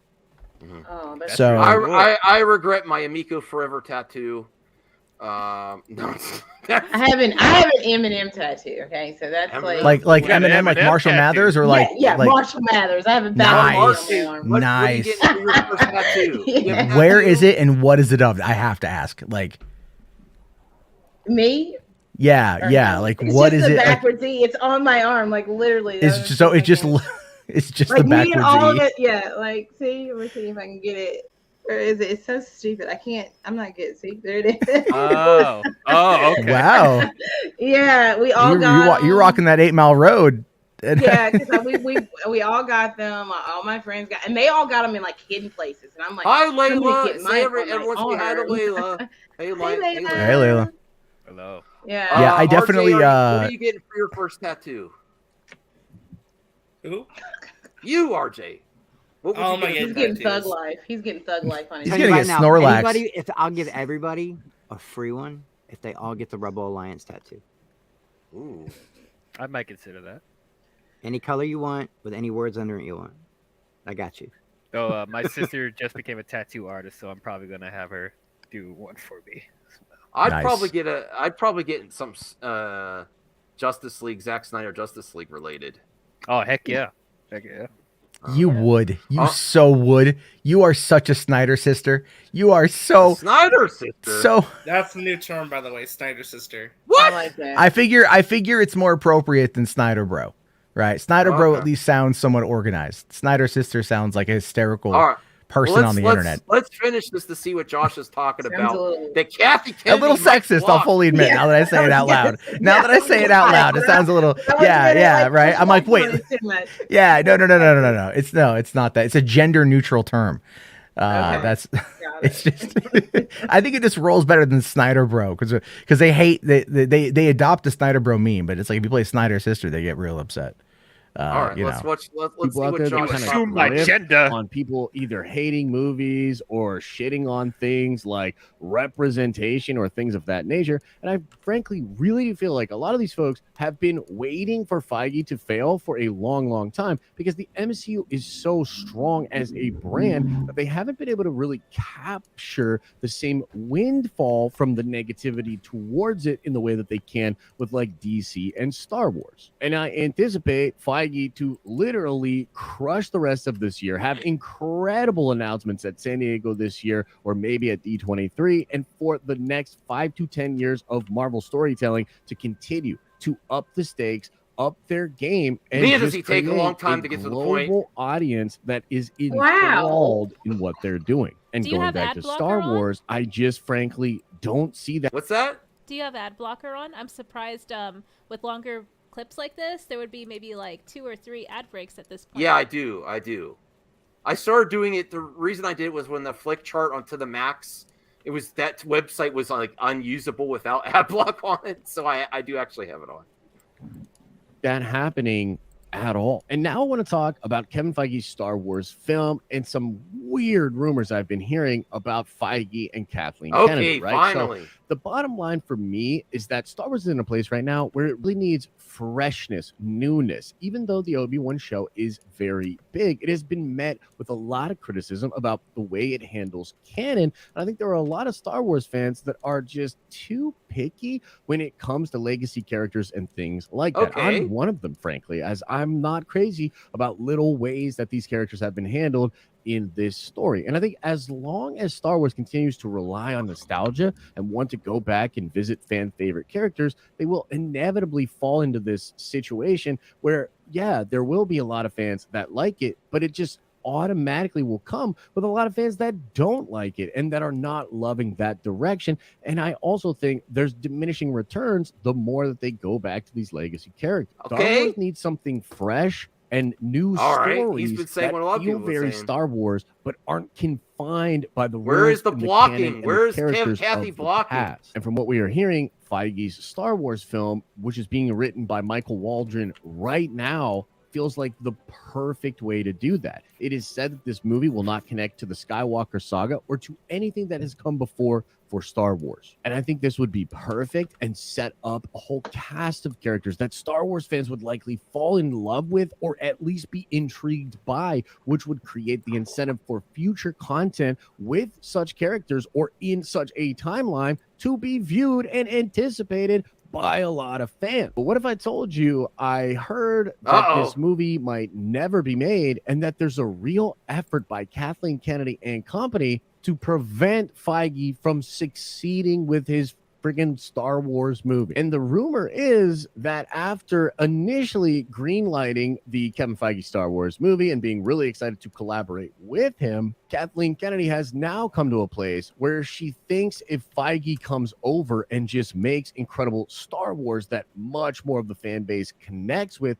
it will make her look bad. And therefore, she is actually uninterested in getting his help or having him come over and make All right. Wait a minute. Wait a goddamn minute. Yeah. Okay. Now we get to the juicy. He just broke his collarbone from reaching so hard. Did they say the same thing when Dave Filoni came in, that they were afraid Yes. that he was going to steal her thunder then? And she's still okay, They right? did steal they did kind of steal her thunder a little bit. I mean, true. But not her interest is not Star Wars, though. I think people need to remember that. Her interest is Indiana Jones. That's her big one. All right. Like Star Wars, she was brought in to oversee Star Wars, but her passion in all of this is Indiana Jones.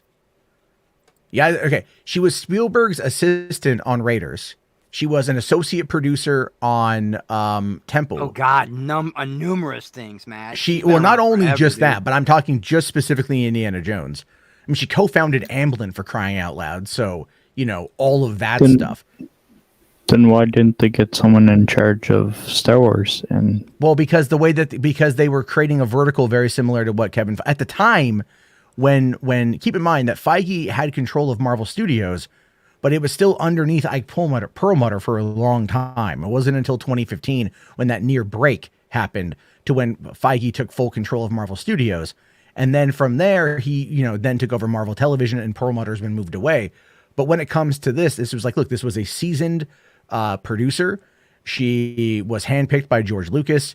She could absolutely, oversee stuff. And again, her job, her mandate was to follow the corporate structure for Star Wars. I don't think that gets talked about enough, that she was brought in, and she was brought in with the intent to deliver profits. It was all about delivering profits, right? It was like, we need someone to shepherd this property and shepherd it into existence and keep it going. And she chose the job. But her passion is Indiana Jones. Why'd they wait What's What's your response to this rumors that do you think he actually has a source that says that she's trying to block it because she doesn't want the competition? Or do you think it's bullshit? Is it Doomcock? Because it sounds like a Doomcock rumor. Did it come from 4chan? Sounds like that. That's exactly why I did this video. I was like, that kind of sounds like ZEROH and Doomcock. I'm sorry. Yeah, it does. It's the same kind of thing, and it's like, but look, well, okay, but let's look at it from like a pragmatic approach. Okay. So Josh has got, he's connected to Star Wars Theory. Star Wars Theory knows a lot of people.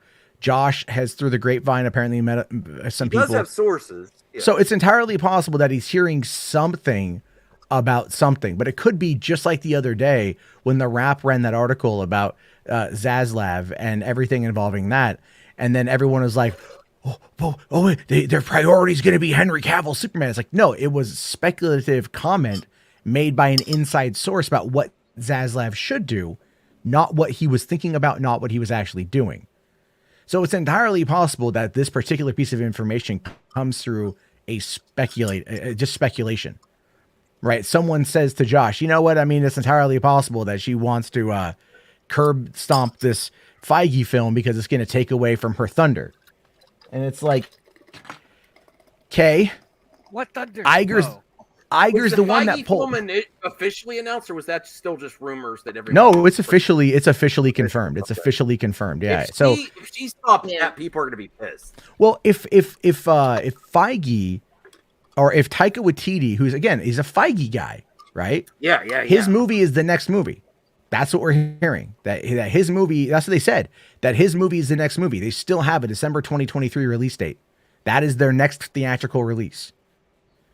All right. And we know that we're going to be getting Andor, we're getting Bad Batch, we're getting Visions, we're getting Tales of the Jedi, we're getting, Mando season 3 next year, Ahsoka next year. I mean, obviously, they're going to want to find a way to tie into stuff. Additionally, Kennedy did say that she didn't want to recast any of the original talent, right? Or the original characters, but she also backtracked on that too later on. So I think she's. I don't want to interrupt you, but the reason I think that this was like, oh, come on, this is bullshit. My initial reaction is she just was in an interview saying that she's got a great relationship with Marvel. They moved right next to them on lot. They collaborate, and she has binoculars. They seemed like really jovial about working next to them. Well, they were. MC, I believe that deal happened because of the connectivity. Okay, look, it is clear that Feige and Favreau are taking Mandalorian and they're building off the DNA of the MCU. I believe even Favreau himself has said something to the effect of that. I know during an interview from last week when talking about writing Mandalorian season 4, he said the events of Ahsoka will impact season 4 of Mandalorian. Mm-hmm. So it's clearly all heading towards the same place. It's all heading towards the same direction. What that means is that, this is all interconnected, just like Marvel, which means then that the best and most realistic course of action would then to make a theatrical movie that also ties into that overall core idea. Because that's what Marvel would do. And if they moved Disney or Lucasfilm from Marin County, from Skywalker Ranch, where it had always been, down to the Disney lot in Burbank and put it right next to Marvel, there's a reason for that. It's called shared resources. Yeah. So obviously they are pushing Kennedy in that kind of company culture for the MCU. It could be infectious and carry over to the Star Wars. Sure, and positivity and healthy competition. Oh, what are you guys doing? It's entirely possible. Yeah, it's entirely possible that Kennedy's like, maybe I don't want to. She might feel her toes are being a little bit stepped on, but it's not Feige's fault. If anything, it's the higher ups, people above her, which would be like Alan Horn and would be, now I forget who's running it now, but Bob Chapek and everything else. Obviously they need to get a Star Wars movie off the ground. They've had trouble. The Patty Jenkins thing is a pretty big hit.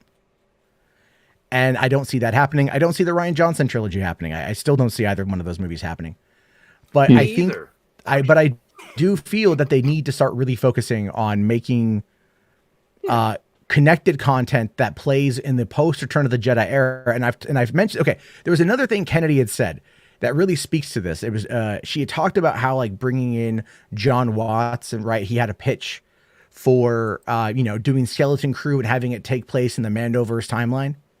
Right. Mm-hmm. And then, John had that, Dave had that with Ahsoka. They're all playing in this post 5-year world. Well, why are they doing that? Because all of these guys grew up with Star Wars as a kid. So Return of the Jedi is the last movie that they had as they were a kid. All they wanted were to continue the adventures post Return of the Jedi. So when they come to Lucasfilm and they're pimping all these ideas that are post Return of the Jedi, this is their childhood literally come to life, So that's why the imaginative part of that Kathleen Kennedy wants to focus on is all set in the post-Return of the Jedi era. The Acolyte, I think, is her attempt at trying to build out a prequel that ties into the High Republic. And as I've said multiple times, just to quickly reiterate, the High Republic is one of her legacy things that she wants to be known for. And you know what though? And and it's actually doing really well with the book readers. The book readers really like it. That being said, Disney has also been trying to get into China. And back in I believe it was 2019, like September 2019, there's a little article that came out that I covered, but not a lot of other people talked about, where Lucasfilm Publishing had teamed up with Tencent in China to distribute the ebooks of the new Star Wars canon, right? The new books for free to Chinese e-readers, where there are over 460 million monthly e-readers in China, book readers on tablets, right? Kindle readers, whatever you want to call them. And since Star Wars does not have a massive foothold in the Middle Kingdom, creating an entire new prequel era for them to get into and then segue that to the prequels and then the OT and then the sequel trilogy is how you create this new worldwide fan base. That is their goal. But they're not talking about that, and no one's paying attention to that because everyone's focused on, oh my God, there's a black woman in Obi-Wan. Holy fuck, you guys. You know what I mean? Like, that's where they're at with it. And it's really interesting how, well, easily distracted people are. Yeah. Well, let's see what else he has to say about this and then move on to some other stuff. Are you streaming tonight, Matt? Probably. Well, if you want to get it ready so we could send people over. Well, I don't even know. I haven't even thought about to talk about yet. I'm literally editing a TikTok about an event in Rotterdam called Dead Duck Day. What? So what? Okay, real quick wow. summary of it. June 5th, 1995, at the Rotterdam Natural History Museum, the guy who was running it heard this thwap on the window. He looks outside, and there's a dead mallard duck right on the ground. Duck collided, right? Well, he's watching it like, oh my God, holy crap. Then comes another male duck. This other male mallard pimps up to the dead duck, mounts it, and then just begins to hump it for 75 minutes. This male duck is raping the corpse. Whoa, of his what's friend. the word? Sorry. Graping the course. All right. And the guy watches it and he's just like completely transfixed by it because it's What the the first hell is case going on? of homosexual necrophilia that he's been able to record. He runs a natural history museum. So that's why he's like, oh, this is okay. And so ever since 1996, he's been running. Yeah, you asked. Ever since 1996, he's been running this yearly ceremony at the Natural History Museum about Dead Duck Day. And he mainly uses, I think, the audacity of the craziness of the situation to drive awareness to all the billions of birds that have collided into glass buildings and died over the years. Well, I have a good topic for you. Ahead of that, please. My God. Yeah, that was a good one. This is what I do, baby. This is what I do. People say that I don't criticize the other side. This is ridiculous. So, well, this actually is accurate, but people are actually going after Top Gun and saying it's they're not. I would have liked the Vanity Fair article, but the Vanity Fair article I'm having issues bringing it up. Anyone see the Vanity Fair article? No. I'll bring that up real quick. Hold on. Let me bring right wingers are claiming Top Gun Maverick. No. That's actually accused of it. Yeah. Well, here let me. I mean, it'll actually help if we look at Nimrodic. Hold on. Let's bring up. Do we have to look at Nerdrotic? No, no, not a video, just a tweet. That's it. Okay. So, the writing and acting in Obi-Wan are perfectly fine. Is the right latest culture war crusade. Is that really accurate to Maverick? It's a culture war crusade film. They have a problem with it. It's plain and simple. Again. They have a problem with it. And this is Vanity Fair. Because it's patriotic, and that's why they have a problem with it. You think? So that would be an interesting conversation. I don't know. I mean, look, I haven't seen Top Gun Maverick yet, so but by all means, go with that duck thing. But people are like claiming it. Yeah, I mean, it's not necessarily an inaccurate statement. But let's be fair though. The original Top Gun was kind of homoerotic, right? I mean, dude, the amount of sexual tension between Goose and Maverick were just like, or not Iceman and Maverick were just there. Val Kilmer and Tom Cruise. Back in the 80s, it could have totally been like, they could have Brokeback Mountain that shit, And so if you look at there's a lot of kind of homoeroticism in that movie. A lot of bro culture is like that. But then again, it's actually natural, to be honest with you, right?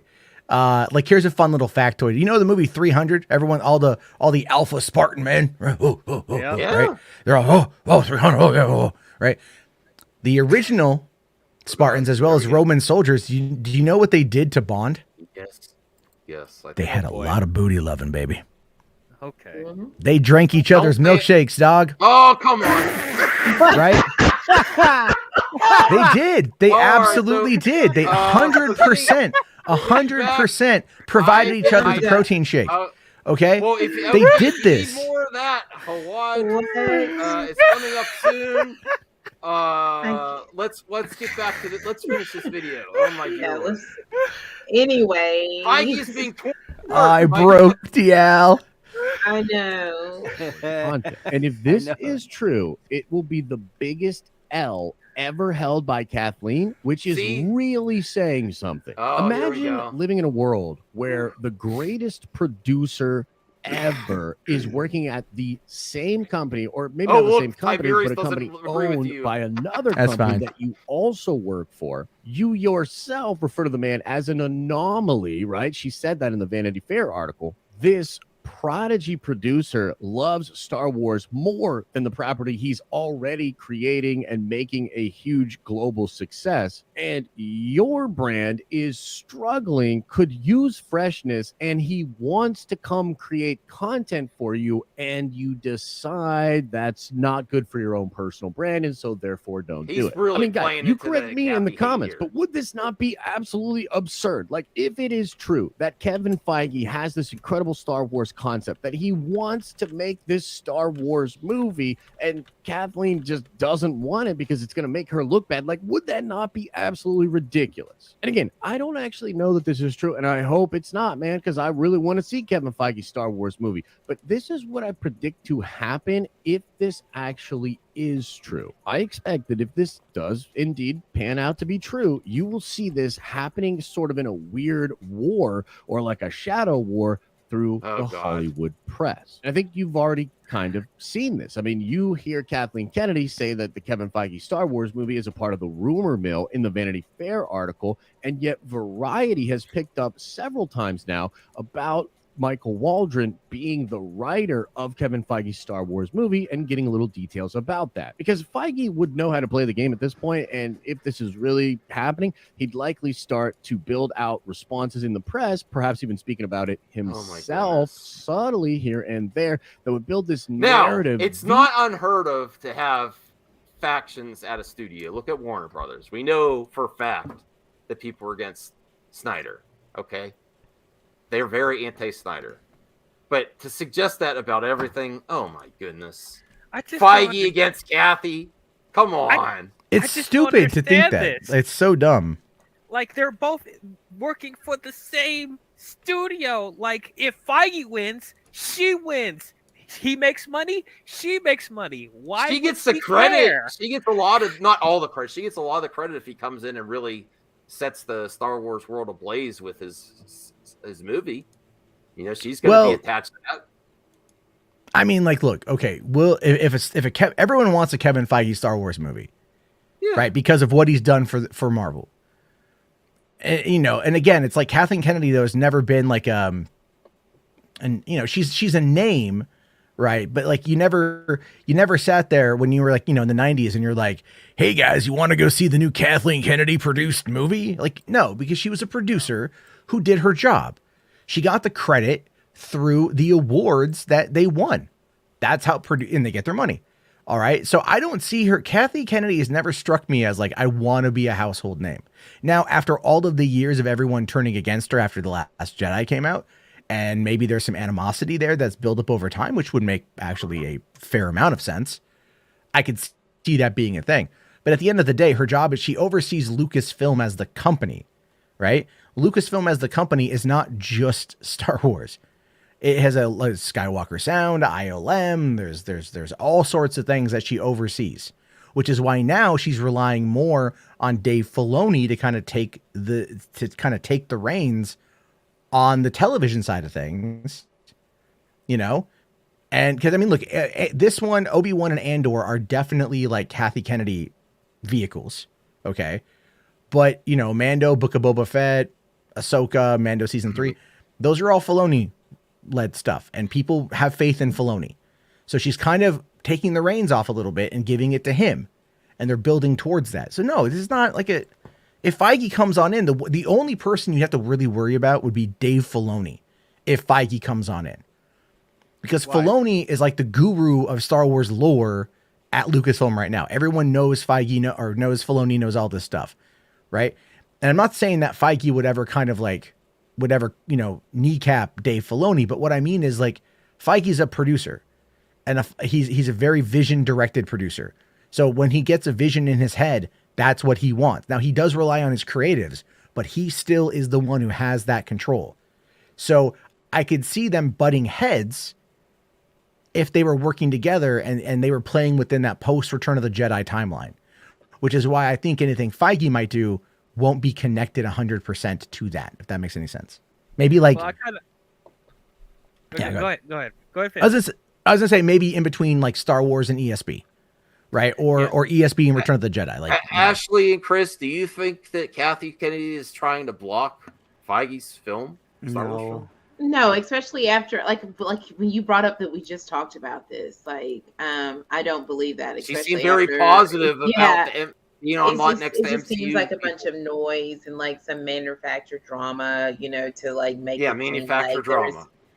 Just make it seem like there's something going on when I don't believe so. I think that it's just, I mean, it's like this the Kathleen Kennedy hate train. It's just like, oh, women, I hate this woman. Well, honestly, if you were going to go up against anyone, how could you ever try to go against Feige's success? His track record is impeccable.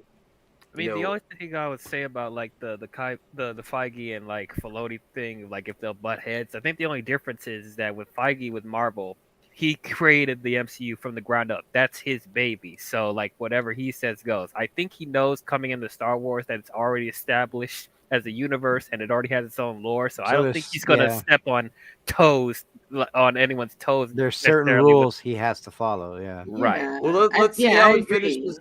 Let's see how she finishes this video, and then we'll move on. The Hollywood trades of how dope and how excited he is about his Star Wars movie. And I expect from Kathy's camp, if they're really trying to prevent this from happening at all costs, they would likely start putting things out about how this just isn't a good creative fit, or you might start to see stories creative differences about how Feige is just too busy for this sort of a thing, and that they would love to work with him, but it's just not the right time. And if it were to get even more crazy than that, I could even see things like them saying that this concept of the Marvel Studios leader coming over and making a Star Wars movie would not work, isn't going to feel Star Wars, and that Marvel and Star Wars are very different kinds of brands. Like I could see that becoming a story that starts to be perpetuated, and all these like articles about how the Marvel formula will not work for Star Wars, and the Star Wars formula is very different than Marvel, and they require different things. Even though I personally feel like Feige knows that he's not just going to come over and make Marvel-esque movies for Star Wars. He'll do what he always does, and that is grab up the best creative people and put them together on a team to produce a vision he has for what Star Wars should be. And again, yeah, I'm a total Feige fanboy. I'm loving what Marvel is doing, and I want more of that hype and that excitement to be coming over to Star Wars, and I'm not liking where Star Wars is at. So, of course, yes, I am jaded to this current situation, but also wanted to just kind of clarify this, bring this to your attention, and explain to you what I have heard about this weird Kathleen Kennedy, like, no, to Kevin Feige stuff. I'm sure you have some thoughts. Let me know what your thoughts are about this in the comments section. I actually liked a lot what he said at the beginning of the video, but when you get to that, I think it's a lot of BS. Actually, like, I don't know who's gonna try to go against Kevin Feige. I don't really think Kevin Feige has a lot of enemies. It's like really weird to suggest that. Well, I think a lot of it though with Josh is again he's talking about what he hears and then he's trying to justify it through speculation. With all these weird scenarios. Yeah, and the thing is though, it's like again, it's like when you fail to bring up knowledge. No. Just so I didn't mean to interrupt you, but just so you know, I did not make up this. This is 6 months ago on Reddit. There's a thread that's saying he's become. I didn't start this Reddit. Forced Filoni.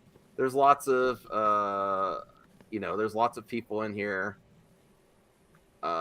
Pushes fake clickbait news. Okay, there's lots of comments. 30 comments. Okay, so I thought I'd share that with you. Any final thoughts? And we have some other topics, and I'm sure people have busy nights too. We're over 2 hours now. I mean, again, it's like I don't understand why people are making this an issue. If Kevin Feige makes a successful Star Mike Wars West. movie, that means Kathleen Kennedy reaps the benefits of it. I don't think Yeah. she would do anything to interfere or make Kevin Feige look bad or prevent him from doing what he wants with the Star Wars film. Everyone should want to win. You're under the same umbrella. You all work for the mouse. You all want to be successful. So we don't want to sabotage each other. It doesn't make sense. Well, here's my question though: is what could she do? Exactly. Like, what could she do? Even if she wanted to do that, what Yeah. could she do? Like, I mean, I'm pretty sure people in charge of Disney, if Feige wants to do it, they're going to let him do it. Over Kathy. Don't you think? The people, is it Zeiger? It's not Chapek. Is it Chapek or Iger? I don't even know anymore. Chapek. But is Iger still involved though? No, Chapek, I don't know, he's man. He's gone. Yeah. I thought he was still involved in some. He was, and now he is. I mean, he's not involved anymore. I mean, him and Chapek don't really get along very well anymore. I mean, that's. But he's gone. He's gone. He came back during the pandemic, to come in as an advisor and do all that, but he's out. Okay. Well, here's some other quick topics I had just to give people's is this a real thing? Now we're not going to watch the video. But I honestly can't stomach it right now. The Geeky Sparkles oh no. No, Clownfish. Oh god. Depgate, is this a real thing? That's what I just wanted to ask people. They just hate everything. Yeah, well, yeah, this is actually a real thing. It is real. Okay, that's what I wanted to get people's. Yeah, there are people that are trying to cancel Depp supporters. Although I will say this, some of the social media people that Depp was involved with are some horrendous people on the internet. That Umbrella guy, I'm sorry. I know I've known things about that dude. He's one of the worst on the anti-SJWs. I'm not saying that doesn't mean I'm not saying that the Amber and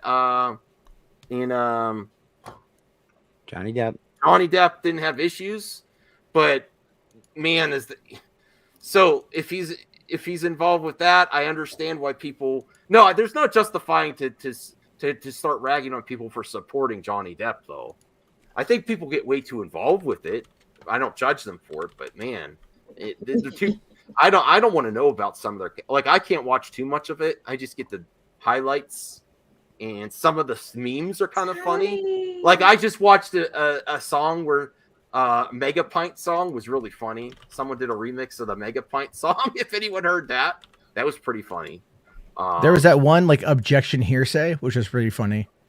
No, I didn't hear that one. It was I saw it on TikTok. It was someone's making fun of the Amber's lawyer because he kept saying objection hearsay.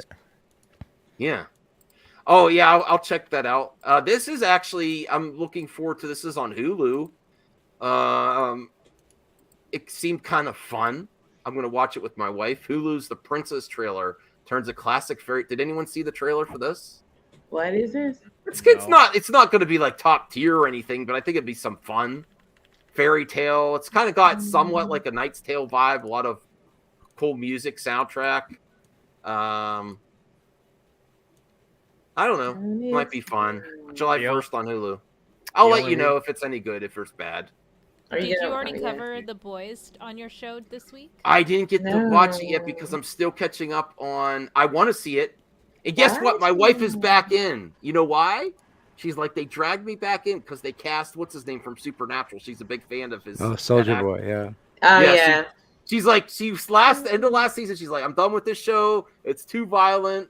But then they cast him. And listen, she likes what's his name. She really. I mean, it's wild. I will say that first 5 minutes, man. I was hiding my face. Exposed. Look at this. Is this a surprise? Echo Base really likes Josh and the Nerd Steaks recently. Okay.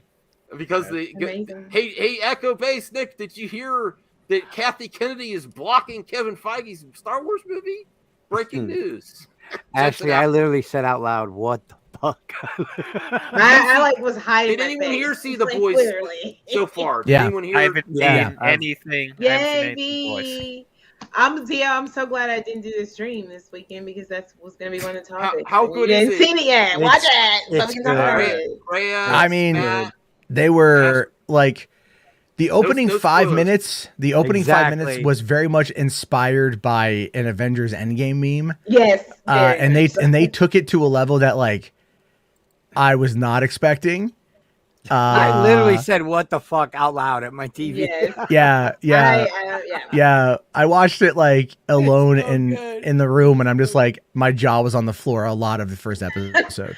I was like laying in my bed and I just took the blanket. Is it better than season 2 so far? The start? I feel that it is. Okay. Yeah. Awesome. Yes, to me, season 2 was. Are the season ladies 2, but it here didn't Jensen become so later Ackles on. fans? Are the ladies here fans of Supernatural?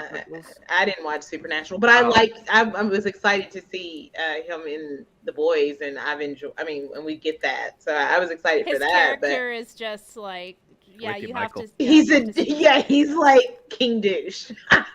Yeah, Oh, they all are. They all are. I mean, they like all are douches, but they yeah, are all. But I'm saying when you think about like the Captain America douchey. Oh yeah, side, Team Payback. It's All like of Team turd Payback are sandwich douches. and giant douche, you know. Yeah. South Yeah. Park. Oh yeah. great. Well, Yeah, what's yeah. crazy is like I saw someone mention earlier, bring Sean Patrick Flannery back for Indiana Jones. Watch The Boys season 3 because he's in it. I thought it was him, but you can't tell right away. Oh, Yeah. I think I know you're talking Yeah, about. yeah. Gunpowder, right? Gunpowder, yeah. I was like, oh my Yeah. god. It's. I wonder, given where episode 3 ended, what's gonna happen next? What the hell is going on here? That show is gonna get wild because but Eric Kripke did say that unless you specifically see somebody die on screen, don't assume anyone is dead. To give you an idea. Spoilers. So, not a spoiler. Not a spoiler. No, I don't if you understand saw season 2, Stormfront. You know, I'm just gonna say that Stormfront. Yeah. Okay. And even whatever that and means. Stormfront. The only reason Yeah. I'm showing this from Nimrodic is because I could not find this image anywhere else. This is from a July Empire, and it shows a newer look at Rings of Power. And I thought it was a cool image. I haven't seen this anywhere yet. I'm trying. Of course, he's complaining about it's going to be as bad as we thought, but she looks legit there. I like it. What is it? You know, this is a July I'm so issue. excited. It's not. And I don't know when this comes out. September. But, Yeah, it's like right after Labor Day. The issue of this Empire. sorry. So there's more. Hopefully, there's going to be. It's more probably is full it out images. now? It might be out now. Or either Oh, with But what do you think of the this? And this is cover 1 of 3. So I hope I could find, if anyone could find the other images and covers for me, send them to me for me this week, because I really like this cover. This is the one I would pick if I was like in the store and I was collecting these. This is a lot better than, what was that other entertainment magazine that used to print that they don't do print anymore? They still exist, but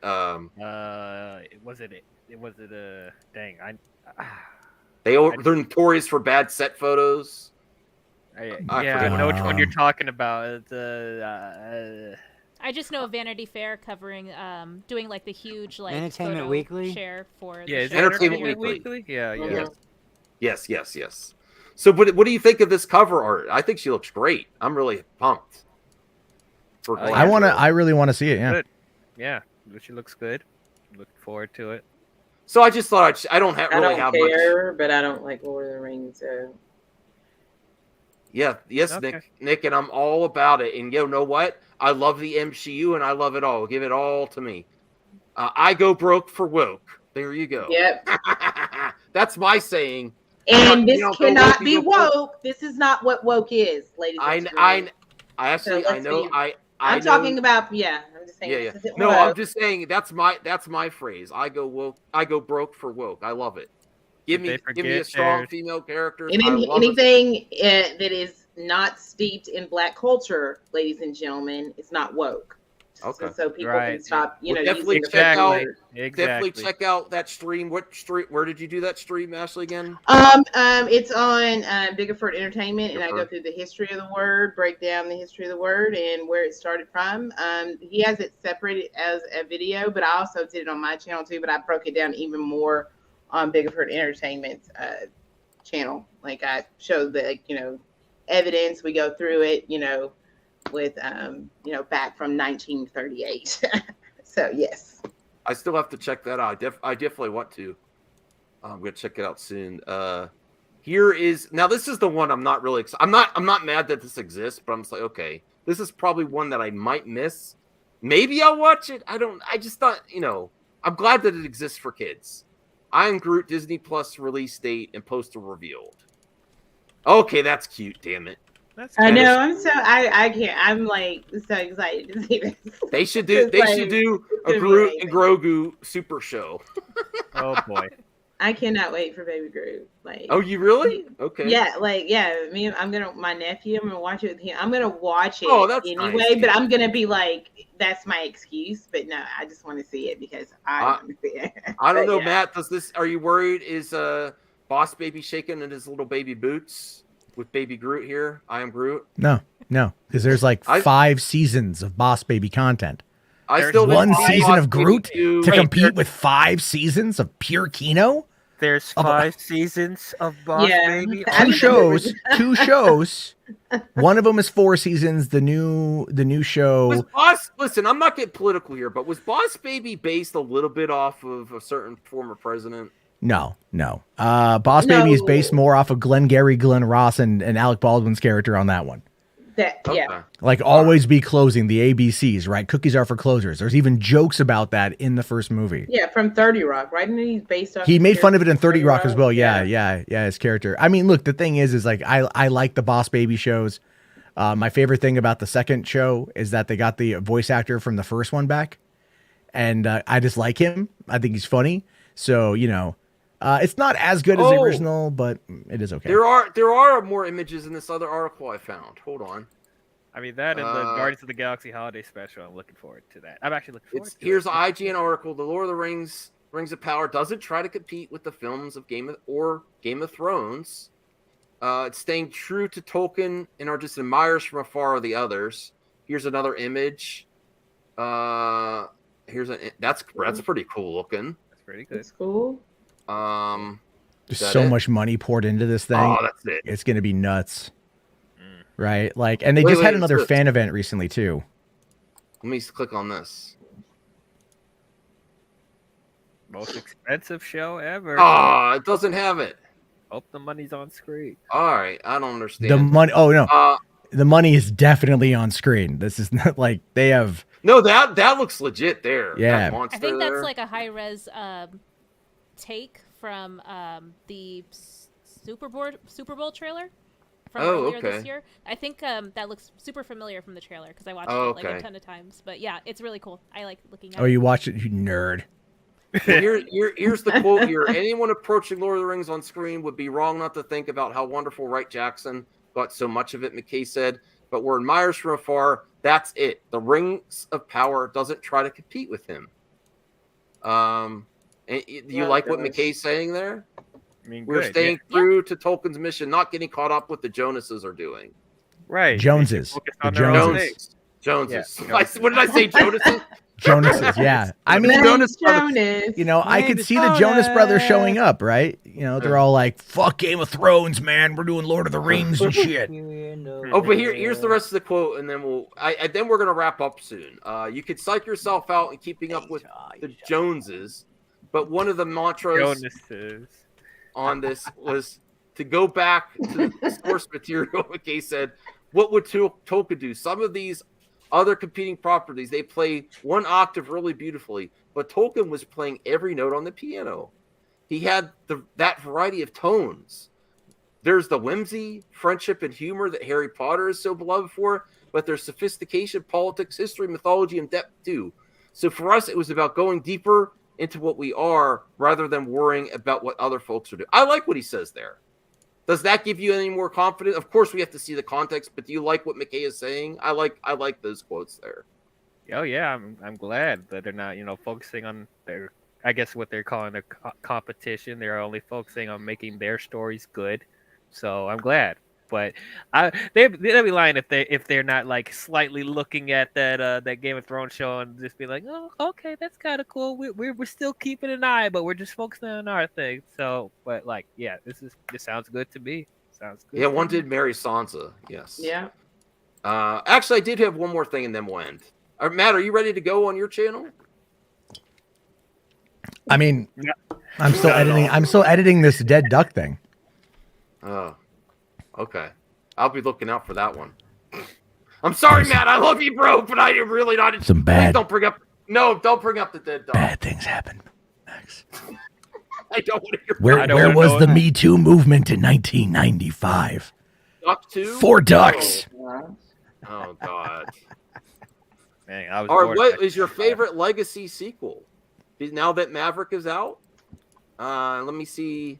Let's see what people are voting. I'm going to vote for one, and let's go down the list here. Ooh. Scream 2022, Top Gun Maverick, Matrix Resurrection. Get the hell out of here! I'm sorry. That's the best one.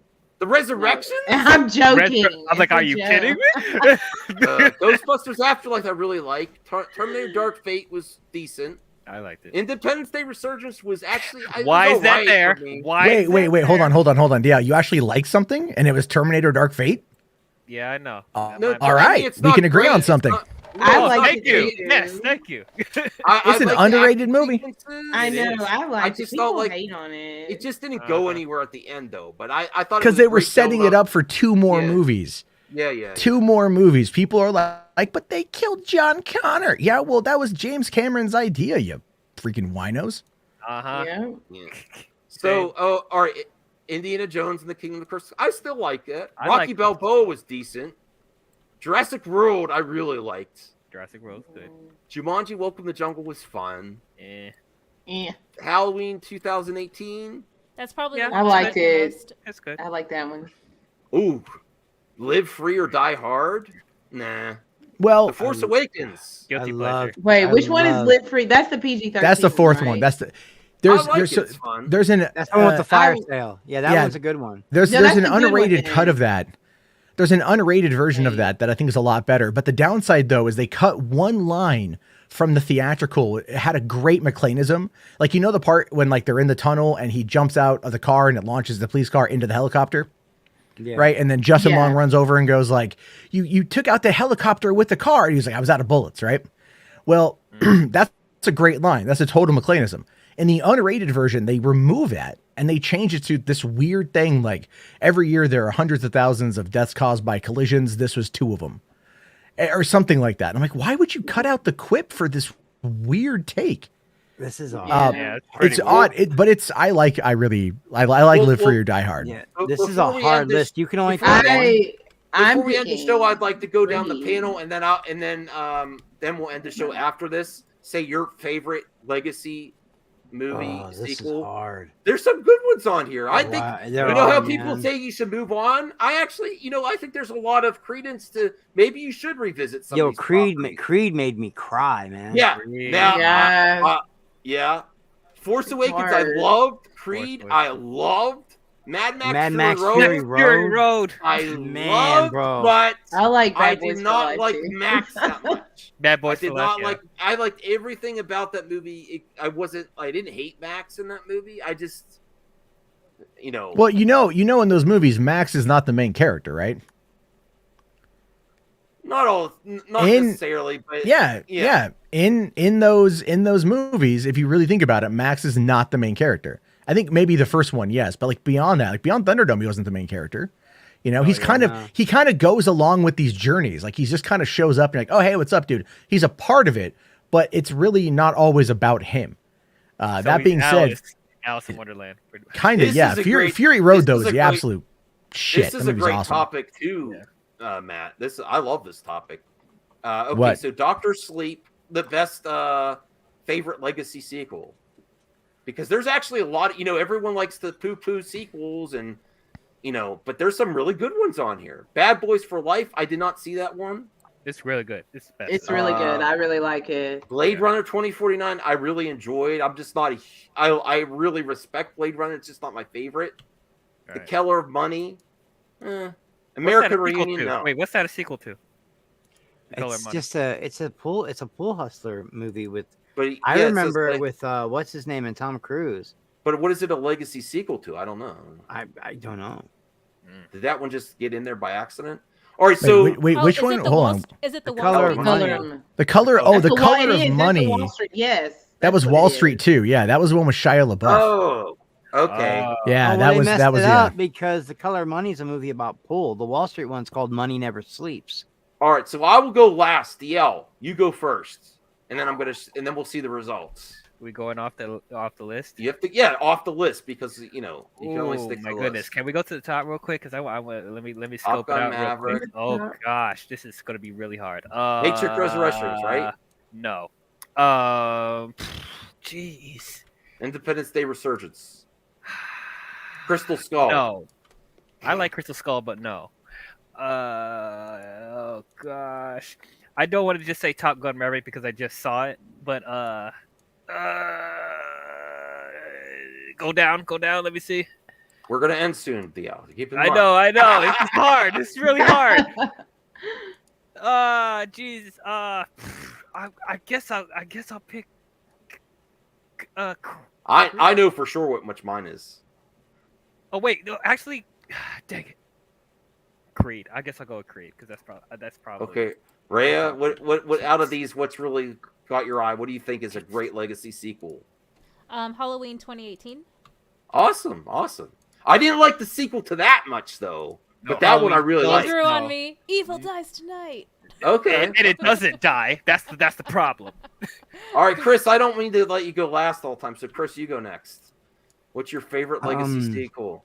That's a hard list. I just Isn't saw this Top Gun. Isn't this a good topic here? It is. I just saw Top Gun. It was phenomenal. Mad Max Fury Road will always be in my heart. The Force Awakens brought Star Wars back, and I loved it. But man, Creed made me feel some kind of way, man. I got to prove I ain't no mistake. Bro, that's one of the best. Dude, I cried. Creed is the best movie I've seen in years. Okay. Ashley, you go next. We'll let Matt Jarbo go last. Ashley, what's your pick of best legacy sequel? It's hard. I'm gonna go with Scream. Oh, okay. I still didn't see that one yet. I still want to see it. It's pretty good. Yeah, I like. I really like it.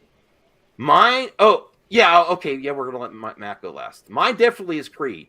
It is the blueprint. You know how they say Zach is the blueprint? Creed is the blueprint on one of the best, revitalizing a series. It does not. It's so good. It's well respected, but it does not get enough credit. Everyone's like Cobra Kai this, and I love Cobra Kai, but Cobra Kai did not do it as good as Creed. I'm sorry. Yeah, that's Yeah, Creed, I love Creed. Creed is good. Creed really it's linking it so much to the original series with Apollo Creed and dealing with his loss of his dad and that last connection fight. Connection with Stallone. Oh my goodness. Man, the girl's going deaf that he falls in love with, and she's a musician. There's so much in that movie, man. There's so much in that movie. All right, so that's my pick, and then Matt Jarbo, you go ahead, and then we'll see what people voted. All right, so my favorite legacy sequel. All right. Keep going down. Scroll down again. Oh, now it's hard to see. Hold on. Yeah, okay. I just want to see what else is there. Oh, that's a tough one. Here, there's a lot of good ones there. I'm gonna do a real odd one. How about that? Right, Rambo from 2008. Yeah, that's a good one too. That's man. a fucking excellent movie, that dude. Is a like great that movie. That is a good movie. That's Calvin. Oh man! But like, not only that, but there's actual like hard hitting like social and political commentary. Absolutely. In that movie. And like it never gets talked about, like how like it really is like a lot of like there's a lot of greatness in that film. Plus just the violence is off the chart. That movie kills like 70 people in the opening like 4 minutes or something like that. Like that country, what's it called? It's it's not Laos, it's it really does have the Burma. Burma, that's what it is. Literally, Burma, yeah. it literally has the longest civil war in history. It's been going on for decades. Well, I'm Did gonna they vote. include the most recent Rambo sequel? It doesn't look like they did. No, that one wasn't as good. That one wasn't as good. Yeah. It was All right, fun. Let me vote and see what the people say. Mad Max Fury Road. That's a huge hit, man. Well, that's Max, that's considered the greatest action movie of all time. Blade Runner 2049. I really hope that his next project is really good with Idris Elba. What's that called? That the director. Oh, the 3,000 Years of Longing or whatever the hell. Yeah, it is, I hope or- it's cool. I hope it's cool. Ghostbusters Afterlife, Force Awakens, Creed is down. Why is it down so low? I don't know. Rocky Balboa. Rocky Balboa was good too, but not as good as Creed. Not as good as Creed, man. Jurassic World, Rambo. Let's see what's last. Welcome to the jungle. Live Free or Die Hard. Bad Boys for Life gotten 0.47. No, Independence Day race. Bad Boys for Life is good. I enjoy it. Good, man. I love all three of them. I love that trilogy. I haven't seen the Bad Boys for Life yet. All right, so I own it. I own it, but like I haven't watched it. It's fun and it's like it's good. But like, how's Fat Martin Lawrence though? Like that part, like, is that? I mean, I like Martin Lawrence. Honestly, Hey, Martin Lawrence is great. Body shaming here. Martin Lawrence is hilarious. To be honest, like when he don't puts the notice his glasses weight. on. You don't. And like the shift in like it's really like about like you get introduced to this really cool badass new character and like I mean you kind of like figure out like who he is, but like he's just like a badass. And then Will Smith was great, you know, in the movie. So yeah. And then like some things it's really good. And they argue just as much as they always do in all the movies. That's always the best part. Those two arguing. Yeah. Arguing over him wearing his glasses. He puts his glasses on. Mike, this shit's like HD. I've been telling you that for a year. I love that scene, dude. So let's go around now. Listen, members and everyone supporting the show. I'm really happy with how the channel's doing right now. It's not getting amazing numbers, but it's pretty consistent. A lot of support from everyone. I really appreciate it. I love hanging out with my friends here. DL, Rhea, Chris, Ashley, Matt Jarbo. Great to see you, Matt. You want to say what you're working on, DL, if you want to start and go. Oh, what? I can't even do it today. Okay, there you go. All right, You got it. There you go. Wait, nope, mine's crooked. Wait. I'm doing it, but my All camera's there not we on. go. But Okay. I got a heart for you guys. So, yeah, I have quite a bit going on for next. Oh, couple wow, weeks. okay. So I'm reviewing all the Stranger. And sub to DL. Sub to DL. We got to sub pimp his to me, channel. please. Yes. I'm trying to get to 500. 500 would be great. But so I'm going to review all the Stranger Things seasons, and then I'm going to review Stranger Things season 4, part 1 and part 2. I'm going to do a review on Jurassic World: Fallen Kingdom because I did reviews on the previous movies, but I haven't got the Fallen Kingdom yet. So I'm going to do that before Dominion comes out. I'm going to catch up on the Marvel shows. I'm going to do a podcast for Book of Boba Fett because I haven't talked about that yet before the Obi-Wan show is over. So yeah, it's a lot going on. So yeah, check out my channel if you want to hear my takes on things. It's I am DL. So yes. Yeah, and Chris, link your channel up because people might not have known that you streamed recently. It's Chris the Bipolar Jedi. Same as my name on the screen. It's easy. It makes it easier if we show the link in there though. Let me find it. And for the lazy people out there like me. Hold on, let me. Yeah, links are important. Let me get it. I'm working on it. trying to get my link. Hold on, trying to get mine. Let me see here. Oh, I didn't sub. What the heck? I sub now. Wow. Oh, you did a review of Mammoth? I thought I was subbed I think I was subbed to one of your channels. Probably the old one that I don't use anymore. Yeah, this is the new one. Go sub. This is Chris's channel. All those numbers and letters is Chris's channel. And go sub to DL. I'm about to. Rhea, what are you working on? Glad you had a nice vacation, relaxing, back to gaming, and what's your plans, Rhea? Yeah, I've just been personally experiencing some burnout, so that's why I'm kind of like stalling some content creation, not as many streams. Haven't really done podcasts that much, I'm gonna get Ray on one of my podcasts one day. Go Yes, absolutely. But yeah, I'm just trying to, like, stay motivated and enthusiastic about streaming. So I'm not trying to put a lot of pressure on myself to hold any like kind of deadlines or anything. If I feel like streaming or building a schedule for a podcast, I will definitely do it. But for right now, I'm just sort of vibing, doing live streams with gaming and stuff. Well, if you can, if no pressure, but if you can, everyone remember Saturday night. Hopefully, we're gonna have that Ashley appreciation stream to the Max episode. If anyone's available, no pressure. Wait, when is it? This Saturday at 9 p.m. Saturday 9 p.m. And we're hoping we could get her over that 600, maybe close to 7. Maybe I got to talk to Enosh and get him on it.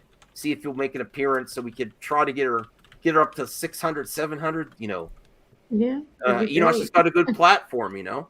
All right, and yeah, here is DL's channel. It really helps me if you put in the private chat people on the panel. And if you haven't subbed to Ashley, definitely there's DL's. Ashley, what are you working on? Are you're still intrigued by that discussion about the best end credits? Yes, we're gonna do that. I sent you a DM. Like, hopefully, one day this week we're gonna have a tournament over here on Movie Madness Entertainment. We're gonna do the best post credit scenes in the MCU, rank them, do a tournament. The best and worst. The best and worst. Yes, we'll do that. Other than that, I probably stream Saturday, and then probably Dot and Ash on Tuesday, and then just videos. Because, like, me, I'm trying to. I get what Ray is saying. Like, with me with streaming, it's just like I don't really want to do it. So, like, if I'm not feeling it, like, then, like, I don't stream. Like, I'll just, like, make a video or something like that. So that's mainly right now. I'm just, like, making videos, and then I pop up on other people's streams because then I don't have to worry about, like, hosting it and, like, doing all that. But I am trying to find somebody. Well, I'm happy to accommodate. I'm happy to accommodate. I'll be honest with you. I am loving streaming right now. I'm having so much fun. I love when people go back and forth the banter. I don't want anyone to get upset, of course. But honestly, in streaming, I'm a little upset. What's that, Chris? I'm a little upset, a little bit. Why? And I'm also looking for somebody who wants to help produce on my channel. That's the new thing. So, yeah, that's what we're working on. Yeah. Okay. Yeah. All right. Well, stay tuned. Onwards and upwards. Matt Jarbo, what are you working on? And Chris, what are you working on? Oh, no, don't, never mind. I forget it. Don't be working on those ducks. Said ducks. Almost scared me a little bit. Ducks, man. Ducks. Chris, are you going to be streaming again soon? The best, most of the time I just pre-show, the pre-Max show. Pre-Max shows are fun. They are fun. I did that as a joke, and like a lot of people came in. It was weird. But yeah, it's fun. I just do that when I'm bored. I like to more or less be on other people's panels and not pimp my own shit because I'm not clout chasing. I'd rather see you guys grow. I'm out of the YouTube game. It's fun to stream once in a while, but I'd rather see you guys grow. That's nice, Chris. Thank you for supporting us. We love having you around. And listen, I really want to see your artwork. So if you could get that at least a tease for one of these. Yeah, I got it. I actually literally have a folder right here next to me, literally, and I put on it with big glittery letters. It says "Chris sucks." That's my sense of humor. I love art. I love if you'd share that, and it's really cool. You're a tattoo artist. It's a great. I'm working on some dog stuff right now. Some like big roided out dogs, like a big roided out Chihuahua and stuff. That some people want. Chihuahua. They want some like dogs that look like. I don't know how to explain it. They look like they're gangbanging, man. They look like they're bad at like gang members. I work on all sorts of stuff, man. No, Tiberius, that's cool, man. I like different opinions. You're feel free, as long as we stay civil. You're more than free to be around. Yeah. So. Oh, and you guys, did anybody see the picture Rhea put on Twitter? She literally looks like a Mortal Kombat character you could pick on the video game. The way she's standing in those bell bottoms, she looks like one of those video. Okay. You know what I'm talking about? She literally looks like a playable character from like a fighting game. You guys got to see that picture. Okay. It's awesome. Bringing back the bell bottoms. I don't know. I might need to get. Those are hard to get, aren't they? Are those hard to get nowadays? They're making a comeback. They're more accessible now. Okay. How would I? Is that good for my style? Anyone? Should I get? Yeah, some you should get some. Yeah, you're pretty tall. I think that you would Max, rock don't let them. these. Like Don't I'm let these short. I girls. need to wear some platforms with them. Oh, I should get platforms. Okay. No, I don't wear They them, would work but- with you not wearing platforms. Oh. I need to wear platforms. I'm way too short. Like there's how- no way. How tall I are don't you? wear that. How tall are you guys? I'm 5'1". I'm 5'3". I'm Yeah, so 6'2". she's a little bit taller than me. Like I'm there's an no even. work on me I'm at all. right at 6 foot. Yeah, I'm 6 foot tall. I'm 6'2". I'm a big boy. I'm a happy and proud 5'7". Aw. Matt, how tall are you? 5'8". Oh wow. Oh, okay. What are you gonna get? Some bell bottoms platforms or Junko jeans? I've heard also Junko. Jinko? Jinko? Jinko jeans, Max? What did I say? Oh yeah, Junko. Junko. You No, I that's mean, a like, good way to call them, do you though, call they it like were. Mershimo or something, or I like don't what know about what the like hell I'm doing. I Stussy? don't Do you know. call it Stussy and not Stussy? Like, do you forget the Yeah. umlauts over Oh, the I U? used to have. I used to yeah. have. Where those were things. you in the night? brands. You're older Yeah, than me. no, Matt. I was never cool. Oh, who I has had a that- Thrasher Stussy shirt? and we can I had confirm. Airwalk. Yeah, you I guys had have the Stussy, I had Thrasher Airwalk shirt Vision on with the Streetwear. Junkos. Yeah. Did you I wear was Jinkos? Really, Ray? You here- had Jinkos? Here's me in high school. I wore lots of hoodies, flannels. I wore like Doors and Beatles t-shirts. That Okay, I so was you're listening. a grunge guy. You're a hippie. You're like Sounds a- cool. That's all right. Yeah, So no I one's was gonna criticize you for being a hippie, Max. I'm 47. man. I Caden, turned you are 48 not in a few taller days, than man, I'm everyone. telling I you. don't. Is Caden tall? Yeah, he is pretty tall. Oh, really? Yeah. I would have never guessed. Follow him on Okay. Instagram. I remember No Fear Fourth. I wore No Fear, Airwalk, Vision Streetwear, a lot of Stussy. Does anybody remember Z Cavarici? A little bit. Guess. Jabot. Jabot was like, you get it at the Brickyard in Chicago. That's where I grew up. But like Jabot jeans. And now I wear a lot of Carhartt. I really like Carhartt. Well, they're getting what is it, raked over the coals by the conservatives or whatever they from what I was really? reading. Yeah, they're like, Carhartt, that's like Kentucky man stuff. Yeah. they're like, I'm not gonna get me no more Carhartt because y'all support the gays. Well, thank Ocean you. Pacific. Yeah. Matt, Ocean Pacific, OP. That was old school, bro. I listen, everyone. I had a great time, but it is midnight for me, and I got a long week of work. So Matt, are you ready to go? No, I need a few minutes. I have to use the restroom and have to prep stuff, and I still have Well, no idea what to talk about. I gotta I walk just- up dogs, but if I can. You I gave me gotta walk- topics that you care about. My topic lineup is definitely different. Like, I Well, mean, here's like, a rumor I'm hearing. I would like to know if it's true or not. I hear they're doing something called. I heard Sean O'Rourke talking about it. They're doing something called flashback cinema, where they're bringing back all the old movies and putting them in theaters for the summer. Things like Breakfast Club, and I guess the first one's going to be Goonies. If Goonies came out in theaters, would you guys go see it? Yeah. No, I'd probably watch it. I probably would.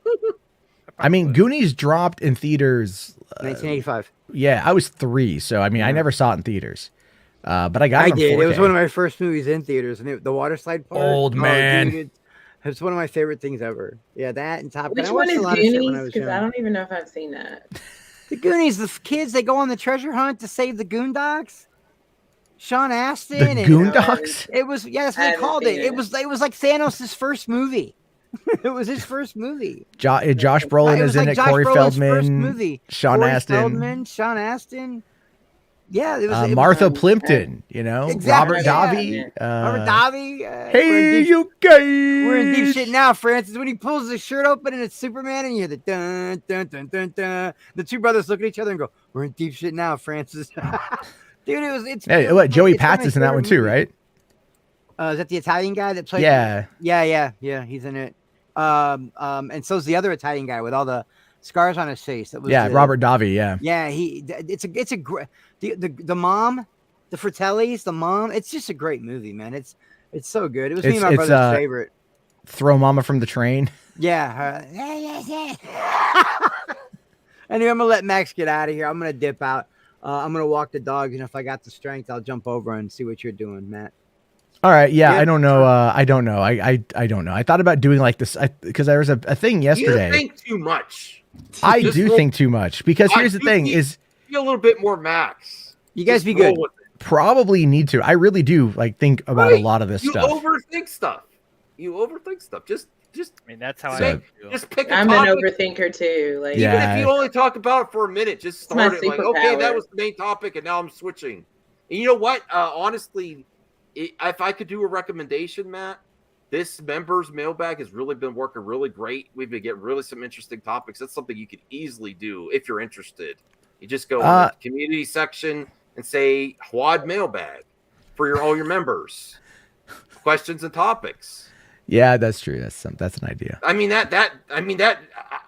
trying to focus on that more. I used to do a separate show, but we did a whole hour just on that. No, I know. I'm at a point, and this is going to sound like super crazy or whatever, but like I'm at a point where I'm kind of like, I want quality over quantity, and I want to make things that like don't just die on the vine. You know what I mean? Like when I stream, like it's cool. I like streaming. It's fun, but it's like no one's going to go back to it. You know what I mean? Like no one's going to sit there and go back to it. So it's like, what can I do that can create something that has the ability to live on? Because like, you know, for one, this is my job. So it's like, I have to think of like how it's going to bring in ad revenue and what's going to be bringing in super chats. And like when I do trailer reviews or we watch trailers, that's constant copyright claimed. So there's no money there outside of donations. And so it's like, but you know, it's everything in it's a gamble. So it ends up being its own thing. I know it's not what everybody wants to hear. No, it's the reality of it. I'm glad I'm the only one thinking about that. I think the same thing when I stream. Like when I do a stream, I don't want to just to stream if it's not something that I don't want to talk about. Really, Yeah, I mean, I'm the same way. And I can talk about literally anything, but it's like what's going to be interesting. You know, I don't want to talk about the Amber Heard Johnny Depp trial because that's already gone. I don't want to dive into scoops because I just find that to be a frustrating environment now. Yeah. And so it's like, but I was thinking about like iceberg content, like talk about, you know, deep dives and stuff. That shit to me is interesting. I thought that whole scenario about our sequels or reboots really that bad, like legacy sequels, that was amazing. I'm like, I really had fun looking over all those. I'm like, it's really not as bad as they say. People were extremely hyperbolic about that. Like, oh, make something new. But there's some really great stuff that we got there that we wouldn't have got, like Creed, Maverick. There was a lot of great stuff. Like even Jurassic World. I love Jurassic World. I think it's a lot of fun. Jurassic Park was always meant to be fun. I was shocked at that list. I'm like, there's actually a little good stuff here. I would say over 50% is good. What do you think of Jurassic World Fallen Kingdom? I think it's my least favorite. It got a little silly, but it also opened up the whole world to dinosaurs, not in a park. So I think for that, it's a win. Like it gets us to where we are with Dominion, where it sets a stage for a really cool movie where the whole world is dinosaurs. It's not just enclosed in a park. And honestly, that whole discussion, like people are like who was it that said, I can't remember on the stream, that they need to take out the dinosaurs. I'm like, no, we need to coexist with the dinosaurs. Like people really have this debate. You need to take them out or the dinosaurs are going to take Did you call it Dinosaur? Did you call it Dinosaur? Didn't I say dinosaur? You said Dinosaur. I'm getting tired. See, here's the problem. I mess up words all the time. But honestly, do you guys think that they can coexist or one has to win? See, here's the problem. Okay, so here's the problem with these sequels. I don't want to give away too much because I'm going to review it on my channel. But here's the problem with these sequels. They are trying to force an argument that shouldn't even be argued. Because we look back on the previous sequels, there have been bad accident after bad accident after bad accident after bad accident. Idiotic decision after idiotic decision after idiotic decision.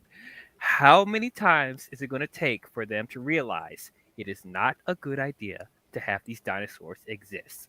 And for anyone thinking that in any universe that they can coexist with these dinosaurs deserve to die. No. I'm just going to say Fallen Kingdom is the worst Jurassic Park film. I'm going to explain why with my review. I'm not going to get too much detail. It's the worst one. And they are forcing a scenario so they can get the dinosaurs out in the world. Is anyone getting their tickets? I still need to get my tickets. Okay, hold on real quick. Let me just kind of pump the brakes on that one. Did you ever read the original book?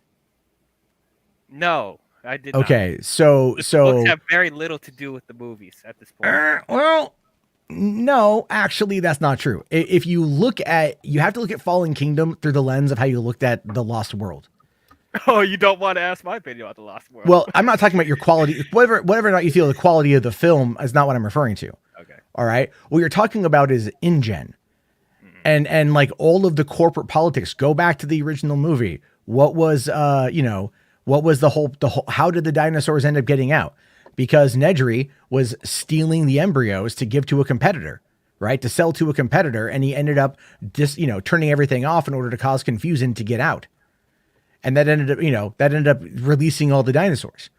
And so again, they all evacuate the island to go to Lost World. You find out that it's, Isla Nublar was the first one. Yeah. Isla Sornar, whatever second one was, right? Site B. Site B, you find out this is where they're manufacturing the dinosaurs. This is where they're really doing a lot of the work on it. They're keeping the reviews pretty tight for this one, aren't they? They are. But go to Jurassic World, and we go back to Wong. And Wong, who was the geneticist that was in the first movie, is back, and he is now working on military applications. That's the whole point. That was even why the InGens invaded Site B in the Lost World, and why they were trying to capture the T-Rex. They were literally attempting to create these things for military operations. That was the whole point when they're talking about training the raptors like Blue to go and hunt down Osama in the caves. So there's so many elements of that, like about in regards to the military industrial complex and how we would probably weaponize these kind of advancements and how it would become part of, like the next major weapons race and arms race, right? That's what you have to look at it from the angle of. And that's why I find those stories to be really fascinating, because it's not like the main plot, but that is very much influencing what's going on. But that's the thing. That's the problem, though. Like, I agree with you that, like, even though they shouldn't be continuing to do stuff with dinosaurs in the first place, but that stuff with the experiments and like the militarization stuff, that is an interesting concept we haven't seen in these movies. The problem is they're completely abandoning that for something completely different that's even more illogical than what they're already setting up. Are you talking about the Indominus? Are you talking about the Indominus Rex? Not the Indominus Rex. It's just the fact that, like, no, the whole thing of them militarizing the dinosaurs or genetically creating the dinosaurs, it seems like they're abandoning that plot point to just be like, okay, we're going to figure out this contrived reason to set free the dinosaurs, and now we have this plot point of the dinosaurs are roaming free, and we're trying to decide whether we can coexist or not. So you're completely abandoning the more interesting plot point that you established in the first Jurassic World. But all things considered, if you think about it, it's like life finds a way is the core concept of everything involving this franchise. And right? That's why they should have let them die on the island. Sure, that's an idea, but ultimately that is what Ian Malcolm was talking about, the chaostician, right? In the original book, again, like how did the dinosaurs reproduce? The men or the females, they became men, right? Like that's something frogs will actually do. They use frog DNA, which is why, the dinosaurs look different. There's a bunch of stuff in these movies. But the concept though of like the dinosaurs escaping was basically about how you cannot contain evolution, how you cannot contain these creatures, that it's always going to fail. It's about the corporate structure, capitalism. I mean, if you look at Jurassic World, they had found a way to make it work, but they still ultimately failed because of blind ambition. That's a lot. There's so many themes of these movies, man. I get what you're saying. I get what you're saying, but I feel to dumb it, I will not say dumb it, but to reduce it to just like they're ignoring that. Well, you haven't seen the final movie yet, so you don't know how it's going to bring it in full circle. True, that's true. So in Dominion, they probably will bring that up. But like that stuff you're saying with the heavy themes, it seems to be like it understated because the way they go about it is so. I'm going to say stupid, because how do they release the dinosaurs? Has nothing to do with all those things we just talked about. The reason why the dinosaurs are free, spoilers for people who haven't seen Fallen Kingdom, is because this genetically created little girl decided to set them free. Because the same but again, it's the idea there. It's a concept of what am I? What am I? Right? How do I fit into this world? How was I created in this world? There are so many themes there about creation and who has the right to play God one way or another. You put the hands of the fate of all of these dinosaurs in the palm of a little girl, And that little girl is probably always going to choose the empathetic approach. Not because she's she doesn't understand anything else in that world. Like, she doesn't understand. Plus, she's finding out she's a clone. So she's them. That's her. That's reflected back at her. Would she kill herself? Would she kill others? No. So that's why she made the decision that she did. But those creatures are going to kill you. That's the problem. Well, that's why they hunt him down. And then let's talk about, the clone girl too. Let's talk about that. That's another plot point in itself. Let's forget the fact you created genetically modified dinosaurs. You created artificial human life. Mm-hmm. That's another human discovery that they just walk past. Well, again, the cons, okay. So, do you remember the mid 1990s when they successfully cloned a sheep and in Europe somewhere? Yeah. And the conversation that surrounded that was insane. Like, again, they're coming to replace us. We're all going to be, cloned or whatever. It was all just panic. They perfected it in this universe, in this world, but they also aren't ready to unleash it yet because they're still running the tests on it. They're still doing everything they can. All I'm saying is, like, again, there's a lot there in the Jurassic Park movies. I'm a big fan. But I want to see Dominion.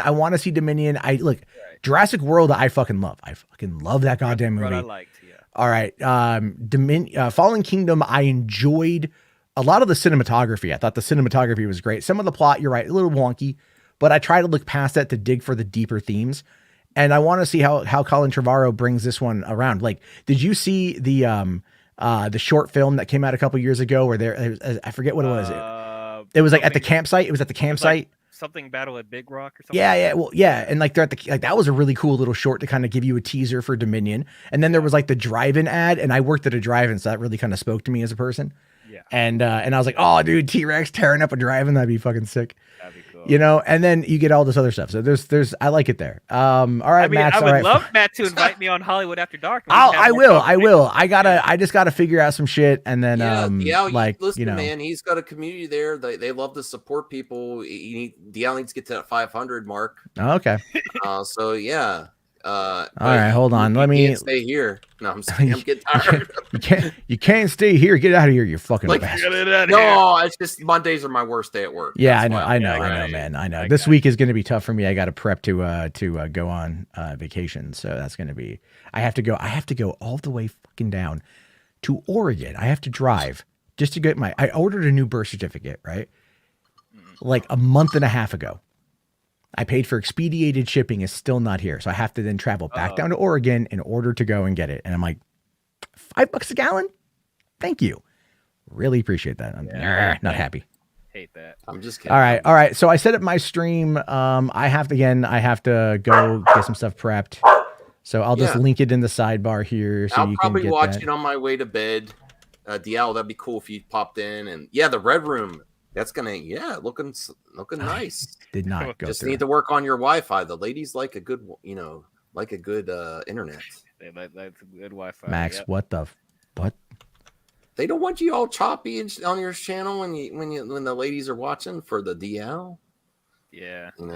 I mean, yeah, no, I. They don't want get that freeze framed DL. Okay. I don't know. All right. I'm tired. All right. You're getting tired. Well, there's the link in the private chat. Yeah, I put the link in there. So yeah, I gotta just prep some stuff and figure out some crap. So all right, I'll see you guys over there in like 20 minutes. End the show for me, please. Oh, okay. Thank you all for watching this edition of Movie Madness Entertainment. Hope you guys enjoyed. If you did, please don't forget to leave a thumbs up for Max. Please subscribe to the channel if you haven't. Become a member if you haven't. We always have some great takes on things, and Max always bring up these crazy topics, and we try to stay focused, but you know how we are. It is madness as advertised. So please, we'll see you guys next time. Bye-bye.